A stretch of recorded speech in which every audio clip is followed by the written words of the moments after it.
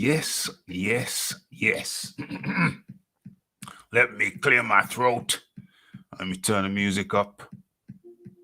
Just a little touch. Okay, you are in tune to Boxing Talk with Rafi. What number are we on? Let's do the sound check while we're here. Okay, you are in tune to. Okay, sound is good. Okay, so it's Boxing Talk with Rafi 227. And yeah, it's been one hell of a week.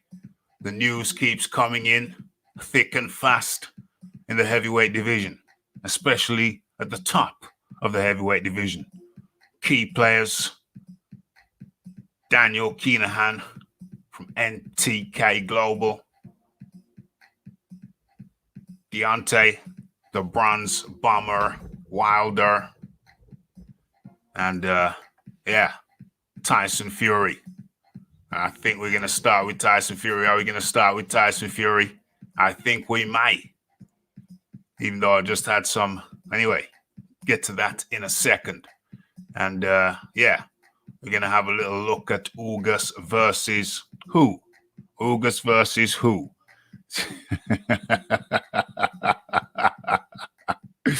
OMG. I'm not surprised. Everybody already knew he took PEDs. I think we're talking about Tyson Fury. I think we're going to start off with Tyson Fury. And what's Mr. Jones? What's this Jonesy boy? What's Jonesy boy saying? Let's have a look. Where's Jonesy boy? Oh, very cheeky. What does he say? Mr. Jones says Rafi's now a 78 following fanboy. 78 following fanboy. 78 being the LDBC general. Defamatory remarks by Jonesy boy. Okay. As well as a Joshua. Okay. Let's put Jonesy boy on the naughty step. You can't come in here with defamatory remarks, you cheeky fellow. Cheeky fellow. Okay, so the public have spoken, and they clearly... Let's have some order. Let us have some order. Okay, so first things first, how rude of me. Let me put the link in the chat because we're not here for a long time. We're here for a good time. Rafi don't normally go live on a Wednesday. But since I didn't go live I do normally go live on a Wednesday. But since I didn't go live on the Wednesday, I thought, let me come in and compensate. Let me come in and compensate and give the people a Wednesday show, Thursday show. Why not? Why not? What's going on here? What's going on here? What's going on here? On the naughty step, he had to go. Where are we? Okay, so he's starting the show. Okay, we are live. I've received the notification. Okay, let's start at the top. Let's do the roll call. Hold on. Let me change up the screen just a little bit. Where are we? What are we going to? What are we going to? What are we doing? What are we doing? Let's have a... There it is. Boom. Boom. Boom. Okay, so now you should be seeing... Maybe I brought that one up a little bit too premature. Yeah, let's take that one down. Let's take that one down. We're not at that topic yet. That will come. But like I said, we're not here for a long time.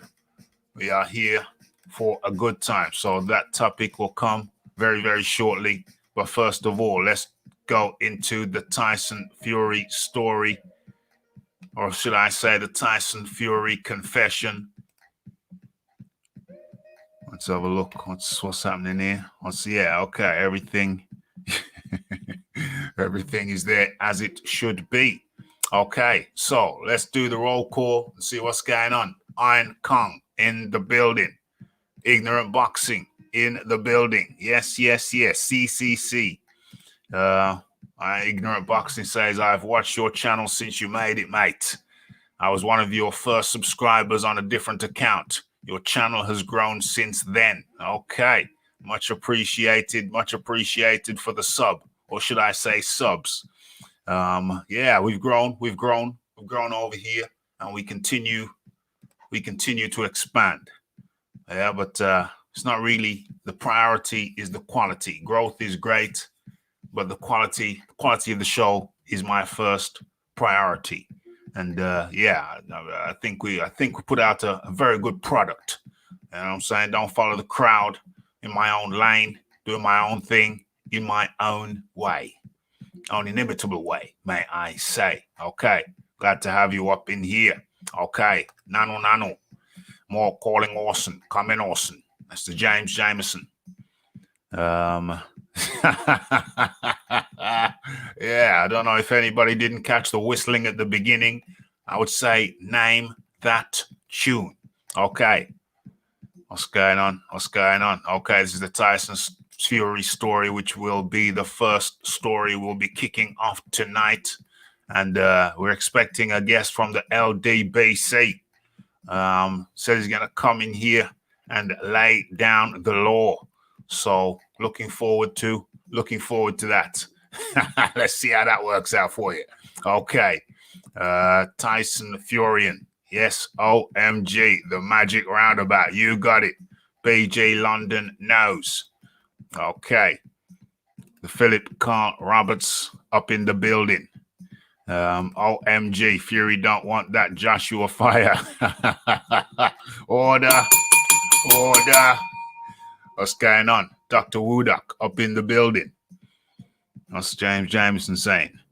Mr. Jones, a.k.a. Dixon Siders, a.k.a. Yakface, a.k.a. Pigeon Mike, a.k.a. the Toilet Duck. Pure madness. Yeah, he's out there on the naughty step. Where are we? Dang, the chat just jumped. Where are we? Smoke me a kipper. I'll be back for breakfast. Oh dear. I'd rather smoke mackerel. Where are we? Okay. OMG. Let's just clear up the chat a little bit. Yeah. Somebody got there before me. Okay. Excellent. That's sorted out. Big up all the chat dons. Okay, I think we caught up. I think we've all caught up. Okay, so we're gonna go with the first story, and the first story is of. I should have a picture up of him, shouldn't I? I should have a picture up of him. Hold on, let me rectify that. Let me do that now.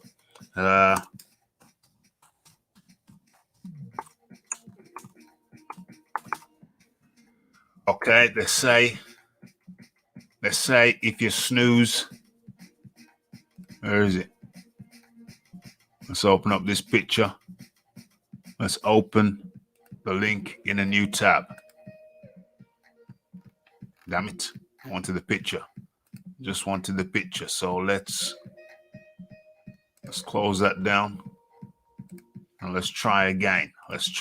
One more time with feeling.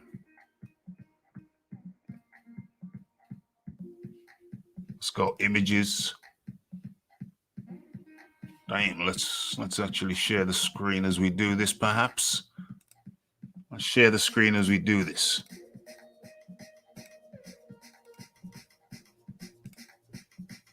Let's have a look. Boom, boom, boom. Okay, should be visible to you now. Okay. Let's open this in a new tab. Oh no, damn it. Okay, forget that. Let's just keep this. And let's see if we can blow this up some.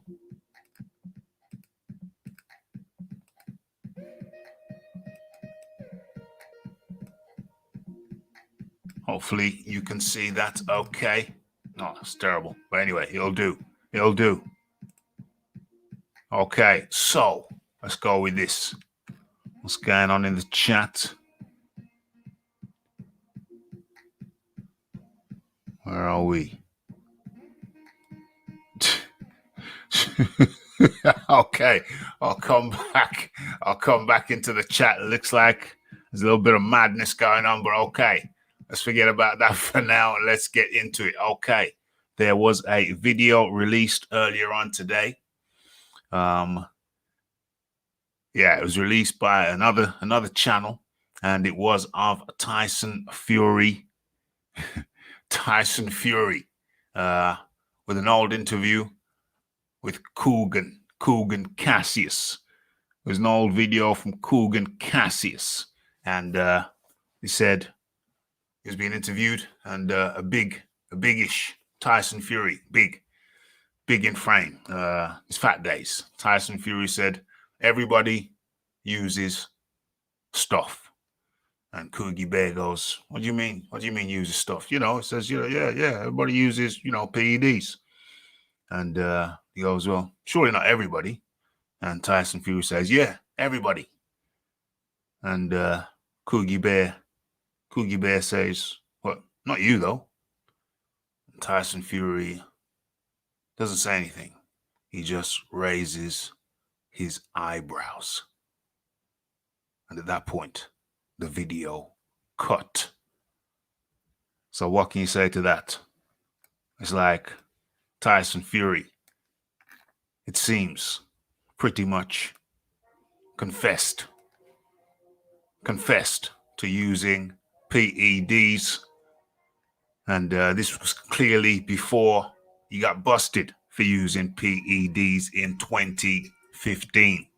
Early 2015 against Christian Hamer, the fight immediately before his fight with Vladimir Klitschko. So it's funny. It's funny how this thing came out. It's funny how we've never seen this shiznix before. It's funny how I've never seen it before. What's going on in the chat? Hold on. For video. What's going on over here? I don't understand this. I'm just gonna have to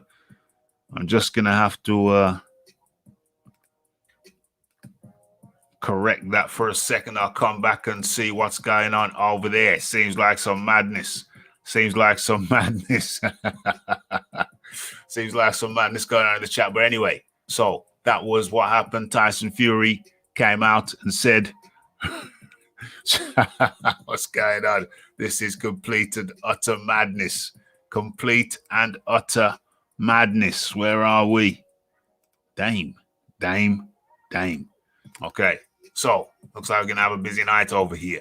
Okay, so basically Tyson Fury came out and said, and we have our guest. We have our guest up in the building. The link is in the chat. Okay, we got LDBC guy. Come over here, wants to lay down the law. So that's good. It's going to go down. It's going down. But Tyson Fury basically came out and said, or implied prior to being caught, that everybody is on PEDs. And later on, not much after that. I think that interview was in 2014 or was it 2013? I don't know. Clearly, it was before he got busted, or clearly it was before it was known that he got busted. So he warned us. Tyson Fury warned us before it actually happened that he was indeed no stranger to the substances. Open image in new tab. That's what I've been trying to do all this damn time. So it was a forewarning. He gave us a clue. He let us know what was to come, but we didn't see it.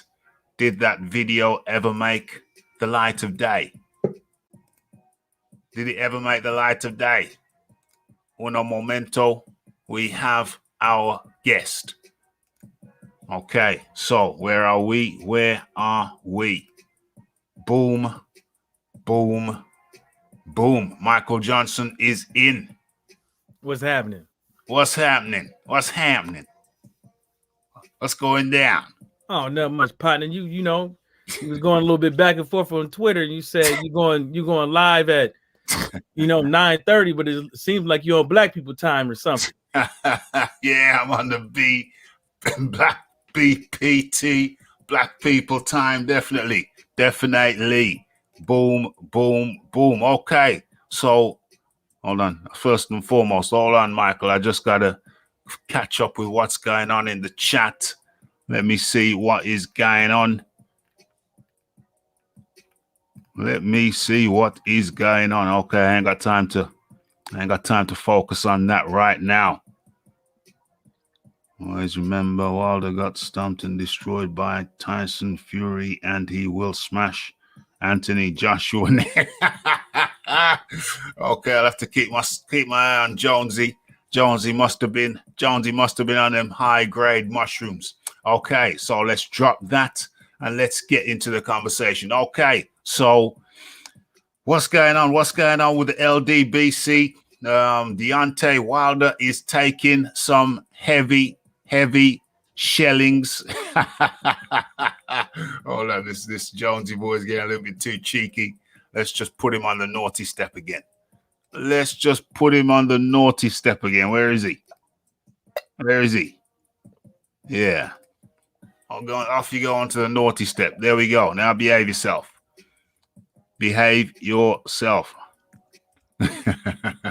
Okay, so hold on. Let's get the audio so we can talk about it.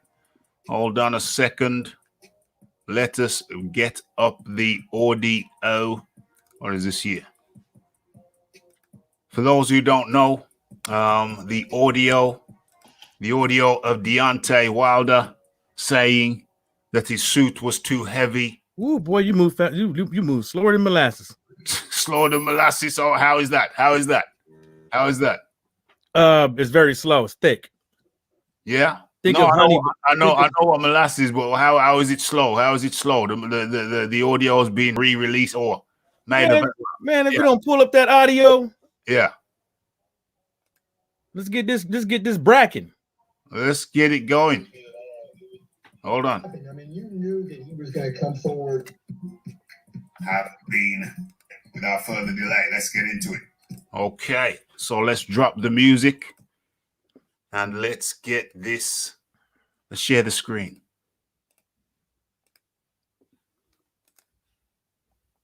Boom, boom, boom. What do you think happened? I mean, you knew that he was going to come forward and come at you. He said he was going to fight that way. That wasn't the Deontay that we've seen for 40-some plus fights. What do you think happened? Did he hurt you early on that affected you the rest of the way?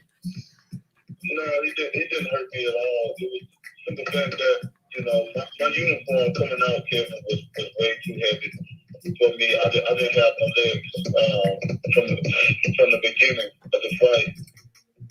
Boom, boom, boom. OMG. OMG. Michael Johnson. You've heard the audio. Yeah, I've been heard it. You've been heard it. Now, yeah. It's been going around for a long time that Deontay Wilder never said any such thing, or it was taken out of context, this and that. There's been a lot of confusion. So what say you? People have been saying hold up. People have been saying that he never said it. He never said it, and now it's there in the black. Okay. Let me answer that. Let me get there because we could cut that short. Let me get there. So I'm talking about for me. I'm not speaking about everybody else. You see what I'm saying? So when you say you people and stuff like that, me personally, I really don't care. And the reason why I don't really care is because the simple fact is that we at the time we was dealing with what somebody was saying, not from what the guy said. The guy said he had the audio. And I was saying play the audio, and then he finally played the audio damn near a year later. Is it a year? Yeah. Or is it, yeah, damn near a year later. Then he plays the audio. Then he puts it out there. You know, touche to him. You know what I'm saying? But at the end of the day, still don't care. You know, because at the end of the day, the dude left the fight. He was still trying to figure out. I mean, I'm just assuming because that's what Wilder said. Now I'm not in this camp or nothing like that. But I can see that Wilder wasn't himself in that ring. Plenty of other people that don't even watch boxing could clearly see there's something wrong with him. But from what he said was that night he still was trying to figure out what was going on, and then later out he finds out that maybe possibly it was something. This what it was. You know, I'm not going to insinuate what he said or whatever because to me that just got to be proven. But everybody else got their own opinion with it, and I'm fine with that. Whether or not you believe it or not, I'm fine with that. But what are we talking about here? Which excuse are we talking about? I mean, you could call him whatever you want to, but I said what I said, and basically what I said was, at the end of the day, why do you care if he lied? Why do I care if Deontay Wilder lied? Because that's how you putting it.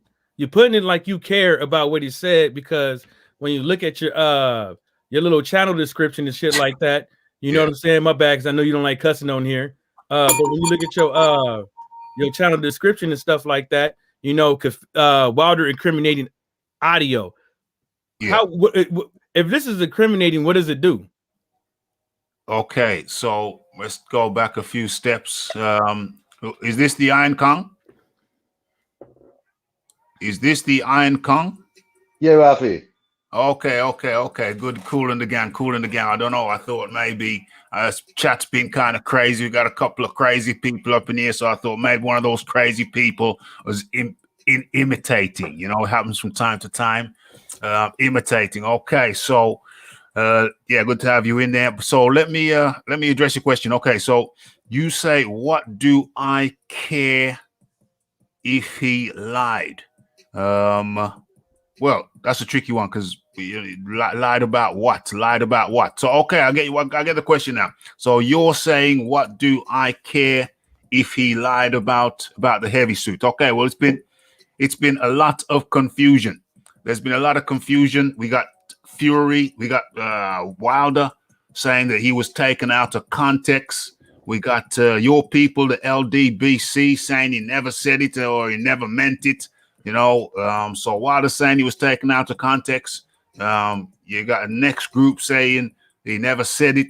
And so it's a question of where is the lie? I mean, there's so much deception swirling around the whole damn thing that it becomes kind of confusing. If you want me to deal with his lie, well, it's like, well, where do you start with that? I mean, he shifted his position on that. First of all, he never said it. Secondly, he never said it to this journalist. He said it to that journalist. He was talking in a group. Somebody overheard him say it. Then he went back to no, he never said it, or he never meant it like that. But finally, what I care is that finally we have it in black and white, or actually we have the audio. We have the audio of Deontay Wilder saying what he said. And hold on a second. Where is it? Let's go back. Hold up, because we don't got to keep playing the audio. Everybody heard it already. Hold on a second. What do you think? I want to hear his exact words, word for word. I want to hear it. I think people are joining all the time, so they deserve to hear it too. So let's go. Let's hear the exact words. Early on, that affected you the rest of the way. No, it didn't hurt me at all. It was the fact that, my uniform coming out, Kevin, was way too heavy for me. I didn't have my legs from the beginning of the fight. Boom, boom, boom. My uniform was way too heavy. I didn't have any legs. Ralph, the beginning of the fight. Ralph, okay. we heard it. We heard it. Everybody know in your chat. Everybody went to Kevin Aoli. Everybody already heard it. Okay. The thing that you didn't, but you still didn't answer on. Well, I'm coming to that. I'm coming to that specifically. I'm coming to that. That's the build up to that. Okay. So the point is, why does it matter? Why does it matter? Why do I care if Deontay Wilder lied? Well, it's not so much that I care that he lied. It's more that I care that we now have clarification. We now have clarification. We now have clarity. So it's not so much that I cared that he lied. I care that we now have clarity. There is no longer any ambiguity. There's no twisting. There's no swirling. There's no misdirection. There is no misunderstanding. He said it so clearly. My uniform was too heavy. I didn't have my legs under me from the start. And so what is the significance? I think a better question from you is, what is the significance of that? And there ain't none. And there is. There ain't none. There is. And the significance is there is no more ambiguity. And hold on, let's hear what the Iron Kong has to say. Hold up. Before we go into Iron Kong. Yeah, let him have his opinion. You've had your opinion. No, I'm not done because you just said something. So now I can't, carry on. I can entertain that. Carry on. Okay, so allow me to entertain that. So you saying there's no more ambiguity, right? Like, dude, like, first of all, we boxing fans, right? Okay. Second of all, you said that there's a lot of deception in the sport of boxing. You know what I'm saying? Around this particular thing, right? So if you take boxing as a whole, when it comes to deception, going around, because I never have done this. I never wasted time on some suit shit. Oh, he said this. Okay, maybe it was. Who fucking cares? But at the end of the day, if you want to go tit for tat with everything that everybody is saying, it gets in the way of what? All the other relevant stuff that we should be talking about when the sport of boxing, when it comes to what? Deception. But King Kong, what's his name? Iron Kong. Yeah, Iron Kong. My bad, man. Go ahead, my brother. Or hold on. Before Iron Kong, before you come in, Iron Kong, I just want clarity. So Michael James, you're saying that we should not be paying attention to this. We should be looking at other boxing news. Is that clear? Am I correct? Well, let me clarify that. Me personally, I would be worried about something else. What you do is your business, and it's fine and dandy. But you have to also understand this is social media, and everybody got the right to give the 3 cents. Okay. Everybody's got the right to give their 3 cents. Okay. So, Iron Kong, come on in. What is your take on this? How you doing, my friend? How you doing? Like cool, just, man. Hanging out. Yeah, man. Well, look, my 3 cents is that Deontay Wilder, as usual, got a bunch of excuses. Then we knew he said this when Kevin Iole reported this. People were telling me, "Nah, you ain't heard Wilder say that. Wilder ain't say that. Kevin Iole is making this up." I said, "All right, no problem."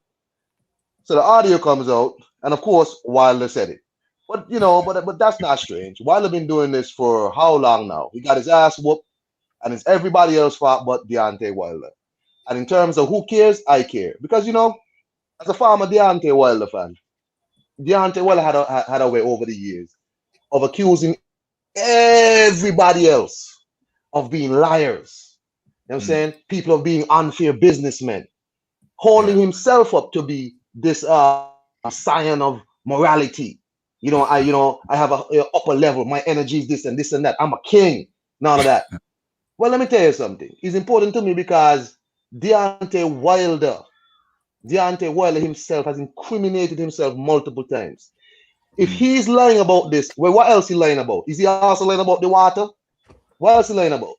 Because he made a lot of claims to Mark Breen and spiky water, the referee drunk, MTK Global. It's all kind of things. So if he's lying about this, what else is he lying about? Well, MTK Global ain't alive. At some point, people gotta keep it real. Hold on, man. Hold on, man. What I'm saying to you is Deontay Wilder need this kind of scrutiny. Somebody got to tell this man to stop. You understand? And the problem is that Deontay Wilder fans have a way. Whenever something comes up that make Deontay Wilder look bad, well, why are we talking about it? Who cares? You know, why y'all always hating on Deontay? Y'all always hating on Deontay. Stop hating on Deontay. But Deontay Wilder could take on his aggressions and everybody else. Everybody else must be on the scrutiny except Deontay Wilder. Not Deontay Wilder. No matter what he says. You can slander everybody. Anybody else. Well, you do know I'm not. Breland. Hold on. I'm just giving my opinion, brother. I mean, I'm not talking about you specifically.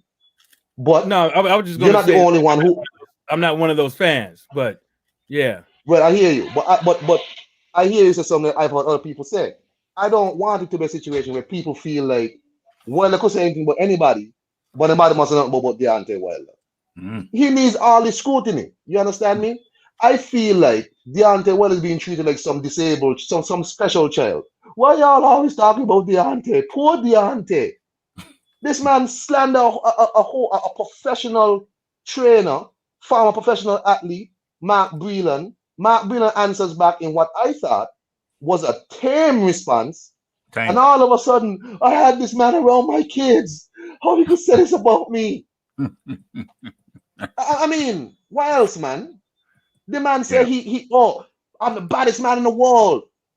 Next thing, I'm close to heavy. Man, come on, man. Get out of here, man. Well, I put it like this. Like, I don't make he said, she said videos. And I would assume people wouldn't care what Wilder says especially with this thing is because I don't live my life through these boxes. I don't sit up over here and try to understand them like that and try to be all up in their shit. You see what I'm saying? I don't do that. You know what I'm saying? I'm a fan of the sport. I do bring up other stuff when it comes to the sport of boxing, but obviously, you know what I'm saying? There's other stuff to be had. As far as like a lot of people saying like, oh, you never heard Deontay Wilder say this. Well, nobody has until Kevin Iole played the tape, played the audio. People, they got the snippet from it, but we all know that in some of these articles that we have been reading over the course of our boxing fan career, that we have been seeing a lot of misquotes and a lot of misinformation. You know, when you watch the news and somebody's saying something, they cut up.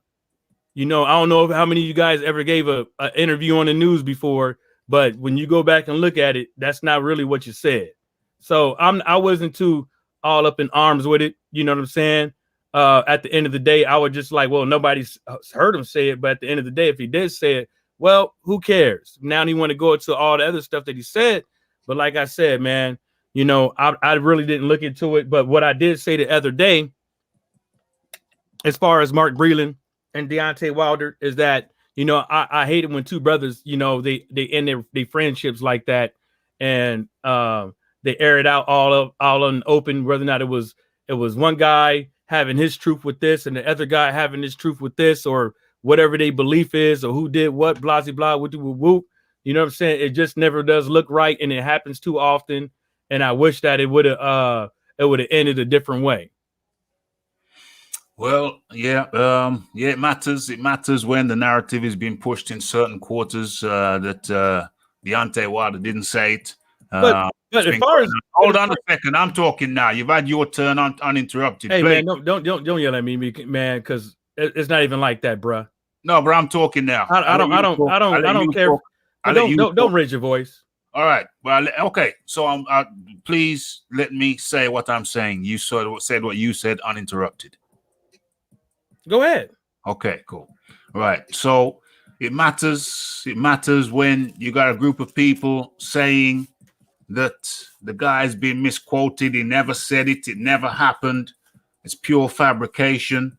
And then a year later, finally, it emerged that the man said exactly what he was alleged to have said. And so this is a good moment. This is a big moment. Anytime that clarity is obtained, and the truth is revealed, when there has been so much mistruth spoken around a particular subject. This particular subject has been one of the cornerstone excuses, reasons, topics surrounding Deontay Wilder's loss to Tyson Fury. And I don't think we can just sweep it under the carpet, like all of a sudden say that it doesn't matter. Why are we talking about this? Anything that we talk about is because it's a talking point. That's why we're talking about it, because it's important to know there's been mistruth, and now we have the clear, unequivocal truth. So anytime that happens, that's a moment for happiness. It's a happy time that no longer, it's a happy time that no longer can there be any. There can no. It's a happy time because there's no longer can there be any ambiguity. So I don't see why you're not happy. I don't. The average person would be happy. It's a happy time. Clarity has been obtained. There was mystery, and now there is no mystery and no ambiguity. How are you not happy about that? Because I don't care about half the shit these boxers come out of the stuff that come out of these boxers' mouth. I really don't care. You know what I'm saying? We've been following this. We've been following this fight happening. This fight happening. This guy said this. This guy said that over and over again. You know what I'm saying? I'm not trying to turn my channel into an episode of Whitney Williams. You know what I'm saying? We don't know Whitney Williams. Somebody who what you call that, Ralph? That the pillow talk conversations. I don't do that. Yeah, it don't look right. You know what I'm saying? But at the end of the day, ain't nobody crying about when somebody says something bad about Deontay Wilder. The whole thing about all this stuff that you talking about, people crying when it comes to Deontay Wilder, comes way before the loss. People weren't crying. They was talking about how the propaganda machine was all towards Deontay Wilder. You know what I'm saying? In a bad way. And you even see it with some of these news articles and stuff like that. They still bringing up stuff from the past with Deontay Wilder's brother. They still bringing up stuff in the past with 5 years ago with Tyson Fury and Wilder. They still bringing up all these little nitpicky things with Deontay Wilder. Yeah, probably because he brought some of it on himself. But at the same time we all know these cats ain't got nothing to talk about. So when you ain't got nothing to talk about, where do you go? A lot of people go the easy route. They bring up the pillow talk stuff and all the other stuff. But that's cool because like I said earlier, what did I say, Ralph? I said, if you choose to talk about it, that's your business. You see what I'm saying? But at the end of the day, that gives somebody else out there to give their 3 cents on what you're talking about, just like the way when these boxers say something. So it's a tit for tat thing. Iron Kong. Hey, Rafi. Yo, I say again. I care. You hear me? I feel like things that Deontay Wilder says should be held against him. Because Deontay Wilder says things about people too. Deontay Wilder got a way of destroying other people's characters. I mean, saying the worst about who ain't a slave master, who is a slave, who's jealous of him, and who's this and who's that. But as soon as the light is held up to Deontay Wilder, why y'all talking about Deontay Wilder? Well, I don't understand. Okay. Well, why don't y'all tell Deontay, bro? Why you always talking about people, man?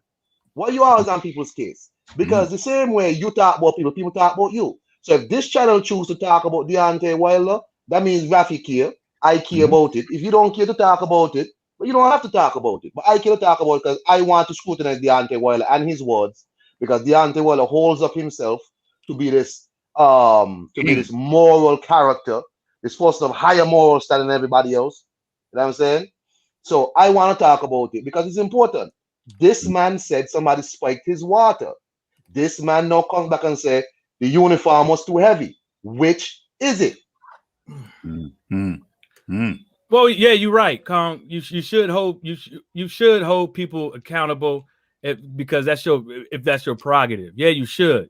But as far as what Deontay Wilder tried to, the only person I can say that Deontay Wilder messed with talking about somebody is Mark Breland. You know what I'm saying? That's the only person I can say that if it came down to it, he didn't have no proof, it'd be Mark Breland. It wouldn't be anybody else, because it's not like who has Wilder tried to tear down without no cause. He's tried to tear down Anthony Joshua. How? Then, if you kindly listen to what I'm saying, he tried to tear down Anthony Joshua, and then shot himself in the foot when he said to Tyson Fury, "I could have fought Joshua. I could have fought Joshua for more money, but instead I felt sorry for you, and I fought you when I could have fought Anthony Joshua for more money." So once again, the same principle with this. When he says something, then he backtracks, then he kind of switches. Hold on a second. Because you didn't answer the question. What was the question? No, because you went. No. You asked me. That's not tearing down Anthony Joshua. That's not tearing down Anthony Joshua. Well, I'm carrying on with the answer. I mean, the answers might take a few sentences, my friend. Paragraphs. It may. So, he said that about Joshua. Joshua didn't want to fight this, that. Joshua didn't want to fight. Let's keep it nice and simple. Joshua didn't want to fight. And then that's what he originally says, or one of his original statements. And then he comes around with the when it appears that the contract had expired and they're going into arbitration, mediation. They're going into mediation. He comes out with well, I could have fought Joshua for more money, but instead I chose you. I picked you up. I put food on your children's plate. And now you want to turn around and you won't do me the same courtesy that I gave to you. I could have fought Joshua for more money. And so he turns from saying Joshua didn't want to fight him, and he comes round. You see, if you're a liar, but Ralph, consistent. Hold on a second. If you're a liar, you have to be consistent. Ralph, how is that tearing down Anthony Joshua? That's tearing down Anthony Joshua because Anthony. Hold on. Let me finish. That's tearing down Anthony Joshua because he said that Anthony Joshua didn't want to fight him. That's A. That's not tearing nobody down. Hold on. And then he turns around and says he could have fought Anthony Joshua for more money than fighting Tyson Fury. So he's tearing down Anthony Joshua. That's not tearing nobody down. That's tearing down. No, it's not. It's tearing down Anthony Joshua because he insisted that Anthony Joshua didn't want to fight him. Then at the 11th hour or the 12th hour, a year later, he admits that Anthony Joshua did want to fight him, but he declined. Dude. Deontay Wilder declined. Dude, John Skipper came out and look. Hold on. First of all,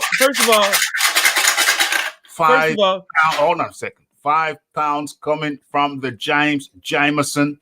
He said Kenny Bayless was, oh my God, I even forgot about that one. He said Kenny Bayless was drunk. Okay, much appreciation goes out to James Jameson for basically helping to sponsor the show and making the chat litty. If you want to do likewise, just hit the dollar sign or whatever, the yen sign or whatever it is, right by where you are typing now, and show appreciation for the show that you're listening to.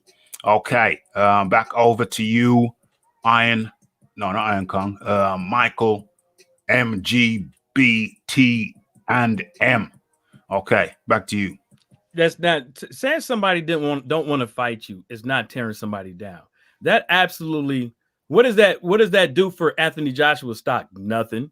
It didn't decline. It didn't stop. It didn't stop nothing. So I think that one is a nitpick. And then at the same time is you could go into what was Anthony Joshua and Deontay Wilder, right? If you really want to say something about it, right? You should be like this. They both could have made the fight. Anthony Joshua and Deontay Wilder both could have made that fight. It wasn't just one.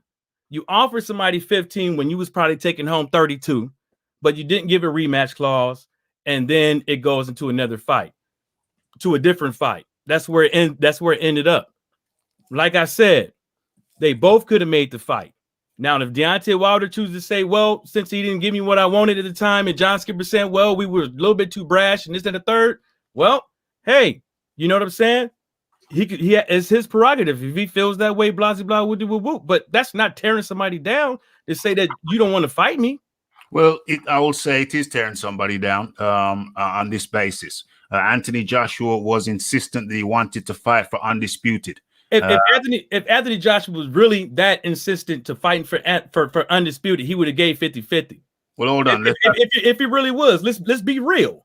If he was that insistent back then, like he is right now, he would have gave the 50-50 or the rematch clause for the 15. Okay, so as I was saying, since Anthony Joshua was saying all this time that I want to fight for undisputed, and Deontay Wilder, on the other hand, was saying, no, they don't want to fight me. They don't want to fight me. And that was the narrative. Anthony Joshua saying he wants it. Deontay Wilder saying Anthony Joshua don't want to fight him. And then at the 11th hour or the 12th hour, whatever it is, way after the event, when he's already fought Tyson Fury two-time, then he comes out when it appears the contract has expired. Was he allowed to expire? That's one hypothesis. That's one theory. But either way, the contract appears to have expired. They've gone to mediation. Mediation appears to have failed. Or, well, even when they were in mediation, Wilder comes out and says, I could have fought Anthony Joshua for more money than I took for fighting you. And how is that tearing down Anthony Joshua? Is tearing him down because all the time Deontay Wilder was saying that Anthony Joshua don't want the fight. Anthony Joshua was saying, I do want the fight. We've made him offers and he's declined them. And Wilder was over there saying, calling Joshua a liar, when it turns out at the 11th hour, at the 12th hour, that the liar was Deontay Wilder. He turned down Joshua. So all the time he was saying that Joshua didn't want the fight, he finally came out and admitted that he turned down Joshua. Iron Kong. Is Iron Kong around? Yeah. Sorry, Rafi. Okay, no problem. The question I think that Michael asked was, how did Deontay Wilder tear down? Did Deontay Wilder tear down anyone other than Mark Breland? Yeah. The whole Anthony Joshua situation, Deontay Wilder built his entire profile in America off of tearing on that man. Deontay Wilder comes back to America. Excuse me, hold on. Let me tell you, Deontay Wilder comes back to America after Anthony Joshua knocks out Klitschko. Deontay Wilder has never sold out nowhere in America. Nowhere. Deontay Wilder is in America. People not going to his fights. He's not making big money. In America, where people were telling me that's where the pay-per-view money is. That's where all the fans are. That's the most important market. But Deontay Wilder, y'all so-called big, and remember, this is back when I was a Wilder fan. So I was following all of this. You know what I'm saying? Wilder back home in his own, what is that, state or whatever, man, in Alabama. He can't even sell out his own hometown in Bama. Deontay Wilder comes back and builds an entire narrative that Anthony Joshua is ducking him. You call Eddie Hearn a slave master, that means Anthony Joshua is a slave. I find it weird that you say John Skipper say, oh, we were too brash. What did I just say just now? People always want people to treat Deontay Wilder with like kitty gloves. Oh, we were too brash because Deontay Wilder is so sensitive. Brethren, you want the $120 million offer or not? What the hell brash? You know what I'm saying? So John Skipper should have come in and been a bit more humble to not spook Wilder like he's some kind of white-tailed deer who might run off if he smells your scent. You know what I'm saying? Something is always wrong with Deontay Wilder, brethren. Oh, we were too brash. Look here, you want the money or you don't want the money. Deontay Wilder will go down as the only heavyweight to turn down a chance to fight for the undisputed crown. Undisputed. He said no to that. After telling me for years, it's going to be one face, one name, Deontay Wilder. You know what I'm saying? Then he goes on to tell Dillian White how much of a peasant he is. You know what I'm saying? All of that nonsense. How much of a peasant he is. So you calling Eddie Hearn a slave master, to Anthony Joshua is a slave. That's not awful to tell another black man, brethren. Well, I mean, I find that Deontay Wilder also only have smoke for black people. He only have smoke for black people. And that's real. People in the chat understand most of y'all are UK people, y'all might be white, but let me talk real, Jed. Deontay Wilder only got smoke for the black people. Tear down Mark Breland, tear down Anthony Joshua, destroy Dillian White character. You know what I'm saying? But all the people around his own character. If you say so, man, look, all the people around Deontay Wilder who cheat Deontay Wilder over 100. Shelly Finkel, boxing voice interview. Why did you turn $100 million? Shelly Finkel steps in front of Deontay Wilder. Deontay Wilder, I'll talk about it. Wilder had to hush behind this little man. You know what I'm saying? So while Wilder up and down acting like he's this big bad dude, he only got smoke for one type of person. Tyson Fury comes along. Yes, sir. Let me make a fight with you, sir. Damn lie. Some reason, you a damn lie. It went like that. Yeah, hold on. Let me tell you how it was like that. Deontay Wilder and Shelly Finkel said, I am not going to fight AJ because they don't even have no venue. After Tyson Fury fought one of them bums in Ireland, Wilder got into the ring. They asked Wilder, where's the fight going to be? Wilder looks at Frank Warren and says, ask Frank. Frank says on the mic, well, we don't know yet. We don't have a venue. So it was so easy to make a fight with Tyson Fury and Frank Warren without a venue, but not with Anthony Joshua without a venue. When they had a venue in Wembley, after the first Fury fight, Wilder had a chance again to fight Joshua. He said, no, I will fight Tyson Fury again for the second time. Wilder likes to break down people. But as soon as somebody says something to him, his fans and he himself all of a sudden recoil and unclutch their paws. You know what I'm saying? Something always, as soon as somebody says something, Manani hotting. Man, look, Deontay Wilder is to me, mentally finished. Mentally finished. Yeah. All right, can I answer that? Of course, go ahead. Yeah, your turn.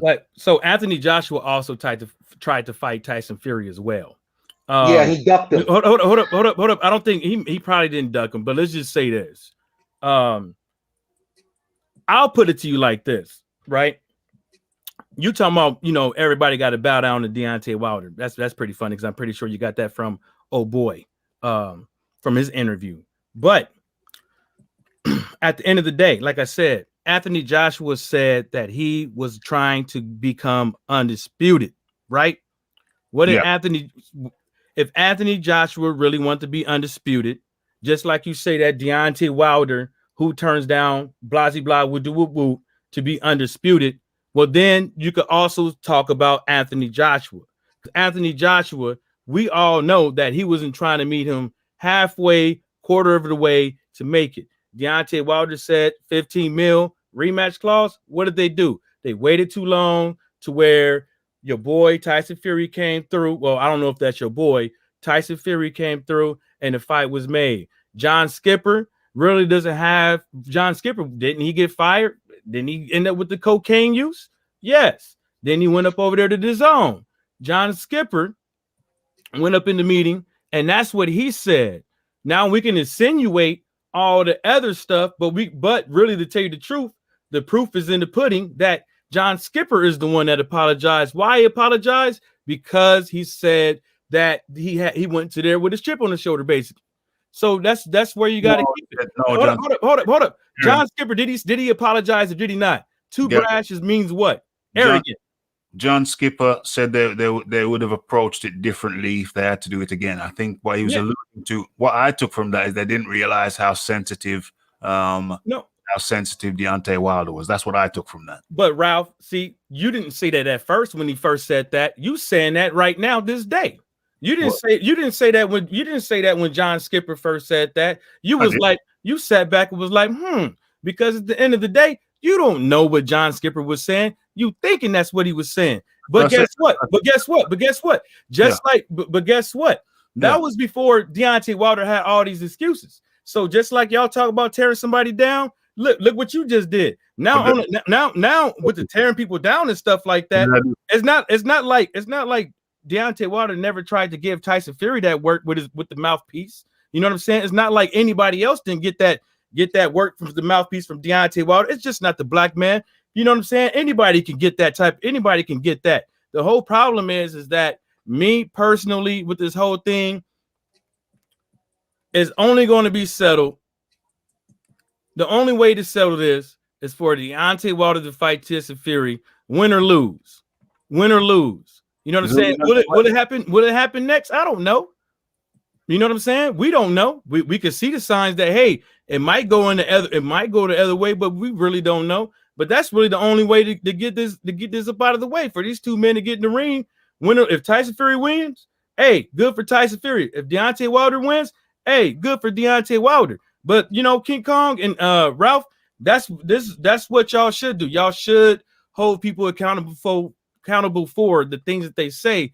But at the same time, I'm looking at it at both sides of the spectrum. When it comes to Deontay Wilder and Anthony Joshua, they both had the opportunity to fight for undisputed. They both messed up in their own way and not getting that happening. And if you want to say all Deontay Wilder had to do was say yes and sign the contract for the highest money to this day. But to this day, just like I said, Ralph, Anthony Joshua is the one who said he was trying to become heavyweight undisputed champion. Yeah. Are you going to sit up here and say that Anthony Joshua did everything that he needed to do to give Deontay Wilder whatever to become that with 15 mil with no rematch clause? All you have to do, it's 120 mil for 4 fights. No. That's the thing. That's for 4 fights on a different network that he probably didn't even want to be on. And that's not even that's around the same ballpark. That's probably a little less than what Canelo was supposed to get with the 32, with you know what I'm saying, with the 3 million kicker to his peoples. But at the same time, think about it.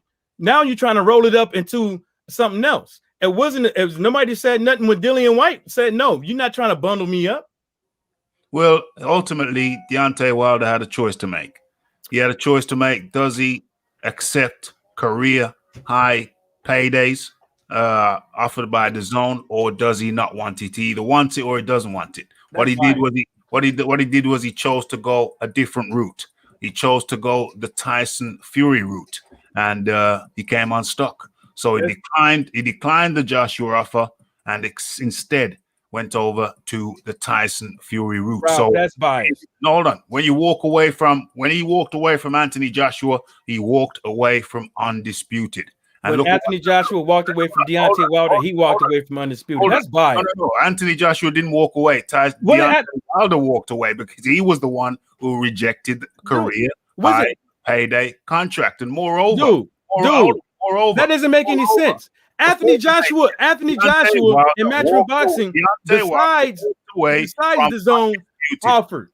Deontay Wilder walked away from undisputed and said that Joshua didn't want it. That's tearing a man down. Dude, that's not tearing no man down. Anthony Joshua's going to get 32. Deontay Wilder's going to get 15. This is after the DAZN shit. This is after that stuff. My bad for cussing, but this is after that DAZN stuff. They offered Deontay Wilder 15 mil with no rematch clause with Anthony Joshua saying that he wanted to become undisputed, right? And he walking away with 32. That's less than 15. That's less than 50%. That's less than 40%. But now we got to sit up over here and pocket watch because you don't want to say that at the end of the day, if these two men really wanted to make the fight, they could have made that. But you want to put it all on Deontay Wilder because he was gonna get X amount of $1 million. Yeah. But in December of 2019, Edwin Hearn said that right now Deontay Wilder versus Anthony Joshua does a 100 million does a million pay-per-view buys in America. You being biased. Why am I being biased? What do you mean? Because you putting everything on Deontay Wilder. At the same time, you see at the end of the day that Anthony Joshua could have done more, or Matchroom Boxing could have done more. Whoever on that side could have done more to make that undisputed fight. It takes two to tangle. Well, if a guy walks away from career high paydays, then and goes and fights Tyson Fury instead, then what can you do? But that's the thing. But that's the thing. You keep saying this pay. So Deontay Wilder had to go and fight Tyson Fury to beat him, to try to attempt to beat him, right? Just like Tyson Fury, so he can get that, because what Edward Hearn said, well, I'm not going to say it, but anyways, yeah. If Deontay Wilder beats Tyson Fury, that raises his stock more. And you know that. He lost. Exactly. That's the gamble you take. He took the gamble. That's the gamble you take, because obviously, we agree on that. Whether or not it was a career, and that's what I've been said he lost. What's the big deal? I said it that night, and I uploaded the video on my channel, so you could go back and watch it to see that I already said that. That's not a big deal. But what I'm saying is the big deal is like you keep saying this career high payday, but because you think that somebody's supposed to take something when it suits your narrative. When it suits it's not my money. I was never heavyweight. I was never heavyweight champion of the world. Yes, I wanted to see undisputed. Yes, I was upset that the negotiates went it that way, and all that stuff, right? But at the end of the day, I'm a boxing fan. And also at the end of the day, I have to understand it takes two to tangle with these negotiations. And we could sit up over here and go back and forth all day. But I know you're going to grandstand with this. But I just believe you're being biased. I believe you're being biased, dude. Okay, cool. But then nonetheless, regardless of what you think, I will continue with the discussion. And for me, for the guy to walk away from a career high payday, but not just a career, he didn't just walk away from a career high payday. He walked away from undisputed, just like AJ. What? Anthony Joshua did not. Anthony Joshua is fighting for undisputed this year. Maybe he could be. We don't know that, but so one guy who said he wanted undisputed followed through and said, "I'm gonna fight for undisputed." You know what I'm saying? And he's still gonna fight for undisputed. While they're in the back end. If that fight don't happen, then what? Then what? Who's gonna stop the fight from happening? No, but there's mandatory. And he'll fight is mandatory, and still No, yeah. That's not what I said. We know where it's going to go after that. But what I'm saying is, like, nobody really knows if that fight is going to happen or not. Nobody knows. Nobody, because I think there's still something out there that could be said to make this fight not happen. I don't know. I'm not Deontay Wilder. I'm not Edward Hearn. I'm not none of these guys. What I'm saying is, on the outside looking in, you know what I'm saying? There's still some stuff to be had out there. And it's all on Deontay Wilder's court. How? Oh, so it's something Deontay Wilder might pull out the bag that might stop the fight. I don't think arbitration. Arbitration. I'm not. Well, there's also could be a lawsuit. Okay. Hey, listen. If Deontay Wilder finds a way to block the fight, if he's legally, if he legally has the right to block the fight, he should exercise his legal rights. You understand? Because hey, I'm not gonna tell nobody not to exercise their rights for nothing. If Tyson Fury is in breach of contract and Deontay Wilder says he is, and the court says Tyson Fury breach of contract, go ahead, Bridget. Do what you have to do. But Anthony Joshua is still on his course for undisputed. Deontay Wilder, you know what I'm saying, gambled. He said he gambled. No problem. But if you gambled, right, I'm not trying to hear all this talk about people ducked me. Because the money he was offered from the zone was the Dominic Brazil fight for 20 million that Showtime had to try and match, which destroyed the entire boxing budget. You understand? So he was going to fight the fight that he was going to fight anyway and get money that he was not. Because remember, the Dominic Brazil fight was supposed to be a pay-per-view. When they realized they were not going to make the money again, they said, nah, it's free. You understand? The next two fights was 50 and 50 for Joshua, win or lose, right? And the other fight was optional for him.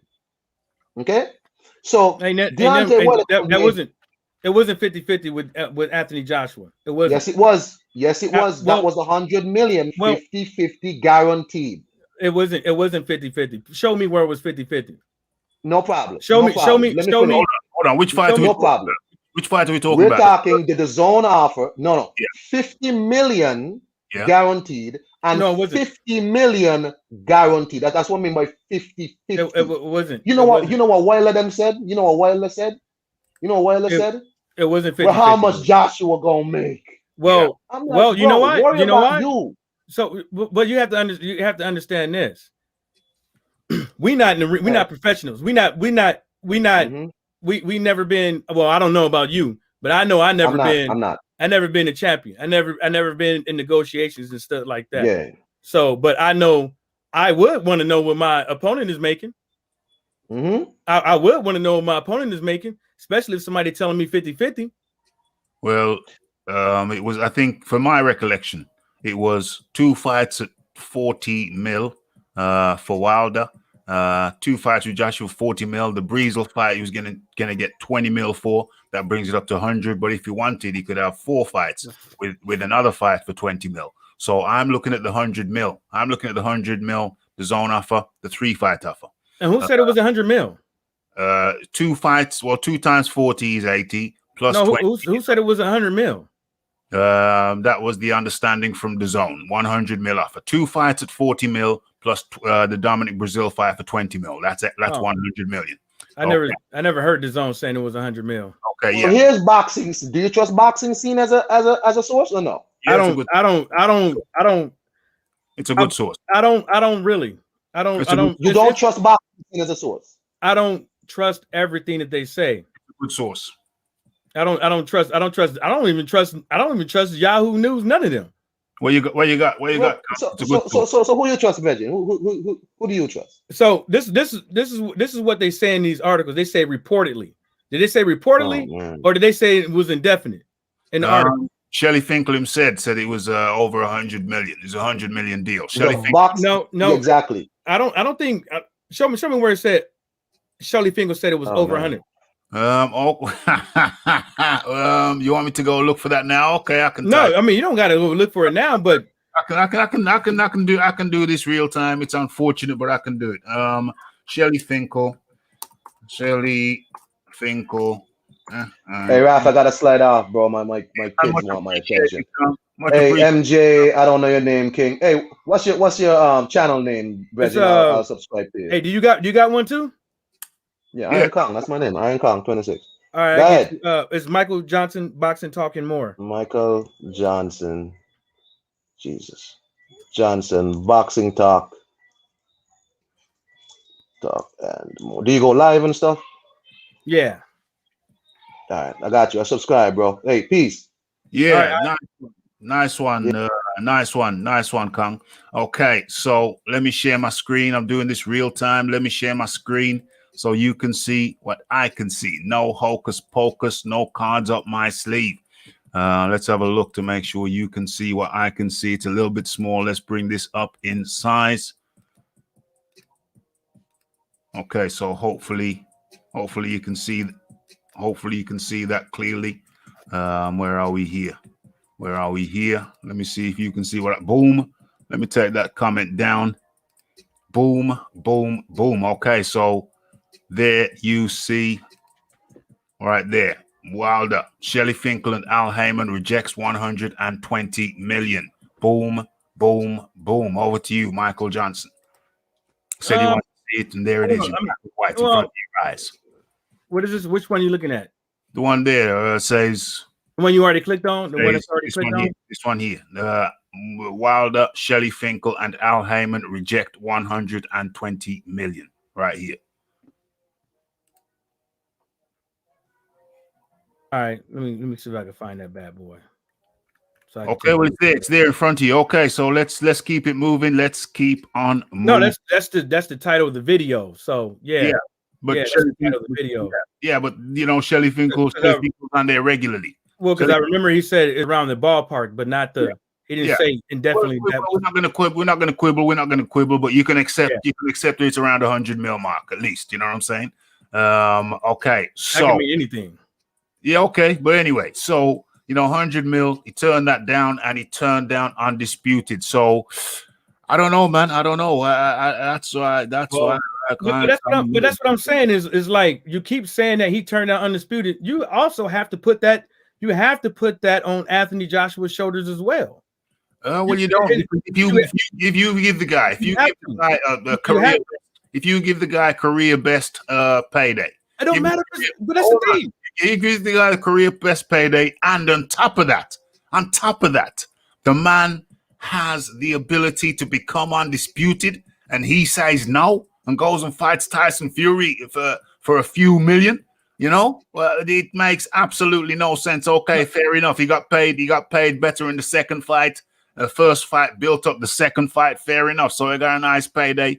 Got his career high payday in the second Fury fight. Okay, fair enough. But you still walked away from more money and undisputed. That's crazy to me. It's crazy to me. The crazy part is, I keep trying to tell you, these negotiations is two-way streets, man. And I don't understand. You keep pulling up he turned down a career pay. A lot of fighters turn down career pay high days because they know they're getting lowballed. Yeah, Deontay Wilder could have took it. Yeah, Anthony Joshua could have offered his own offer without the DAZN deal and gave a 45 split, and Deontay Wilder probably would have took the fight. Just like when Deontay Wilder said, "Give me 15 million with a rematch clause." Well, how come they didn't give Deontay Wilder 15 million with a rematch clause? How come they didn't do that? So instead of no. The problem. I'm answering the question. So instead of him saying that Anthony Joshua declined the fight, why doesn't he just say what you just said? Why doesn't he just say that? Why didn't he just say, "Listen, they made me an offer, and I refused it.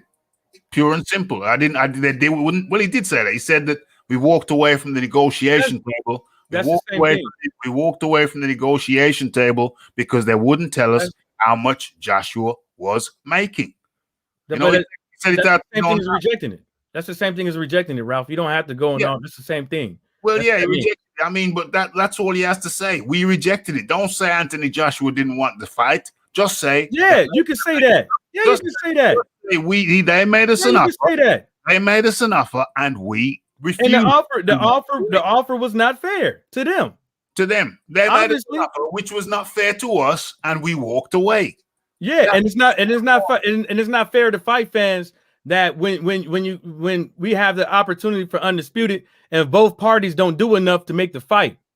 Well, you know, you can only make that. You can only make a man an offer, and if the man declines the offer, he declines the offer. When the man declines the offer, what he should say, he should be honest and decent enough to say, I walked away. They made us an offer, and we walked away. Yeah, listen to how you wording it, right? Listen to how you wording it. We are all boxing fans up in here, right? And you really gonna sit up over here and say that both sides did enough to make this fight? If you really believe that both sides did enough to make this fight to become undisputed, if you don't really believe that both sides really did their part to make this thing undisputed, I don't know what to tell you. If you want to grandstand and say a career high payday and all that stuff, that's all fine and dandy. But you, just like me, as a boxing fan, and I'm telling you, as a Deontay Wilder fan, that both of these guys, in my opinion, didn't do enough to make the fight. You want to sit up over here and play and play. I'm not saying anything. I'm just saying what I feel, and what I feel is that Deontay Wilder walked away from a career high payday, A, and B, the chance to become the undisputed champion of the world. And to me, that's crazy. You can't walk away from career high payday and the chance to become undisputed champion of the world. You walk away from that. That's crazy to me. How many fighters do that? A lot of fighters do that. They doing it right now. Who's doing it? A lot of fighters are doing it right now. Yeah, Spencer's doing it right now, but he ain't the same. Spence ain't doing it with who? Spencer's doing it. Spence ain't doing that with nobody. Errol Spence, he's declining. What's his name? Crawford. He's declining Crawford. He's gonna fight. My man. So now Ugas, but he's not gonna fight Crawford. So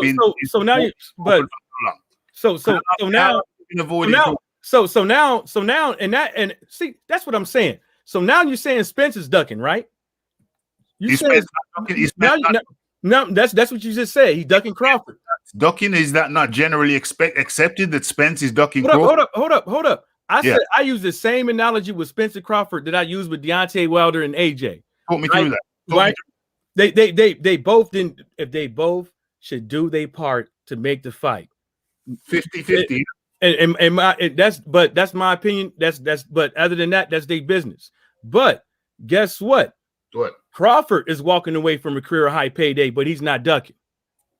Crawford is walking away from a career high payday, but by not taking the 40. By not taking the 40. But you saying Spencer's ducking. No, you say the same thing. But you said Spencer's ducking. No, you saying that's the same situation. I'm saying it's different. No, it's the same situation. I'm saying it's different though. You said it's different. I'm saying it's different. Okay, well then that's your business. Well, yeah, I mean, we can talk about it. But you saying that Wilder walked from a career high payday, Crawford's walking away from a career high payday. Yeah, but who's got the more prestigious name? This is why it's different to me. It doesn't matter who got the most prestigious. Because we seen in the sport of boxing motherfuckers with the most prestigious whatever blah blah blah whoop that couldn't sell and end up taking less. So come on, use the same energy with this and stop saying Spencer's ducking or whoever's ducking. At the end of the day, you're not getting the fight as a fight fan because obviously them two fighters ain't doing enough to make it, just like the other two. Stop it. Well, one guy clearly doesn't want the fight and one guy clearly does want the fight. So he don't want to take the 40. He don't want to take the 40. But now let's go back to Anthony Joshua and Deontay Wilder. He's got a more prestigious name. Deontay Wilder was pretty much damn near unheard of outside of the USA before he put Joshua's name in his mouth. In the UK? Yeah. He wasn't a big name. He wasn't a big name. He wasn't a big name. Deontay wasn't a big name before. All that whooping out of big old Edward Hearn's mouth about Deontay Wilder. Nobody knew who Deontay Wilder was when Deontay Wilder went to the UK. He got mobbed and all that. Come on. Let's keep it real, my brother. Let's keep it real. You didn't hear what I said. I said Deontay Wilder was not a big name in the UK before he put Anthony Joshua's name in his mouth. Okay. That's what I said. So what? So he's undisputed. He's undisputed. And if AJ was trying to become undisputed,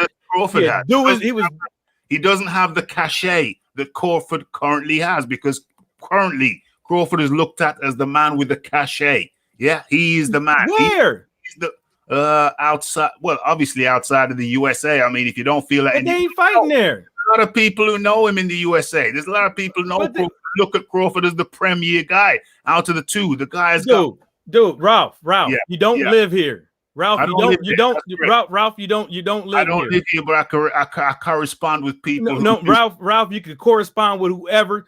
The proof is in the numbers. Okay. The proof is in the numbers. What I'm saying is, and I'm not trying to go at you with this, and I really don't care. Don't care. I'm not going to do how you do me. But what I'm saying is that when I look at them two, when I look at if I got to use the same energy with Wilder and Fury that I use for Crawford and Spence. Those fights can be made. Both sides got to do their part to make the fight. If whether or not how you want to put it, whether or not it's for unification, undisputed, whatever the case may be, they have to do their part. The same thing with that Teofimo Lopez is going to have to make the decision with. The same thing that Haney is going to have to make the decision with. Well, whoever they're going to fight next. You see what I'm saying? And we're going to be sitting on the sidelines. You know what I'm saying? Waiting. You're going to be waiting for maybe Anthony Joshua and Tyson Fury, right? But between time, there's other fights out there that we're not going to get. We're not going to get because people are nitpicking, right, and not doing what's right. It takes two to go to negotiations. It's not just you. This is you, blah blah woo, and this is all I'm gonna give, and blah blah. Y'all go back and forth. These guys got to do their part, or you ain't gonna get the fight. And that's the reason why. That's what happened with AJ and Wilder, and that's what happened with Crawford and Spence. Okay, so. I don't know yet. Who knows? They probably magically make the fight. I don't know. Where are we now? Where are we in this debate? What have we looked at? We've looked at the Deontay Wilder audio. So once and for all, we know that if anybody hasn't caught it, then that was at the beginning of the show. When you watch the replay, you will hear the audio of Deontay Wilder finally coming out and saying, explaining that the suit was too heavy. I didn't have my legs under me because the suit was too heavy. Those were Deontay Wilder's words. So we chopped that up, and can't remember what conclusion we came to that, but it's led on to this. So we chopped that up. We looked at the slander, Deontay Wilder's slanderous ways, slandering Mark Breland, and others. Michael Johnson feels not. I feel that he has been highly slanderous. And then, where are we now? What else have we touched on? We've touched on who was responsible. Well, from my point of view, from my side of the fence, I'm saying that Deontay Wilder walked away from a career high paydays against Joshua. And Michael Johnson is saying that Joshua could have done and should have done more to secure that fight. My position is that no, career high paydays and the possibility of becoming undisputed should have been enough for Deontay Wilder, but evidently it was not. And so that led to Deontay Wilder going and fighting what I called a cherry pick gone wrong in the form of Tyson Fury. First fight ended up as a draw. Second fight, Deontay Wilder got knocked out on his feet. TKO. And now going along the timeline, it appears Deontay Wilder let the fight, Shelly Finkel, Deontay Wilder let the contract for the third fight expire. And that is why they went to mediation. And it seems like the mediation didn't work because they've gone past that stage now.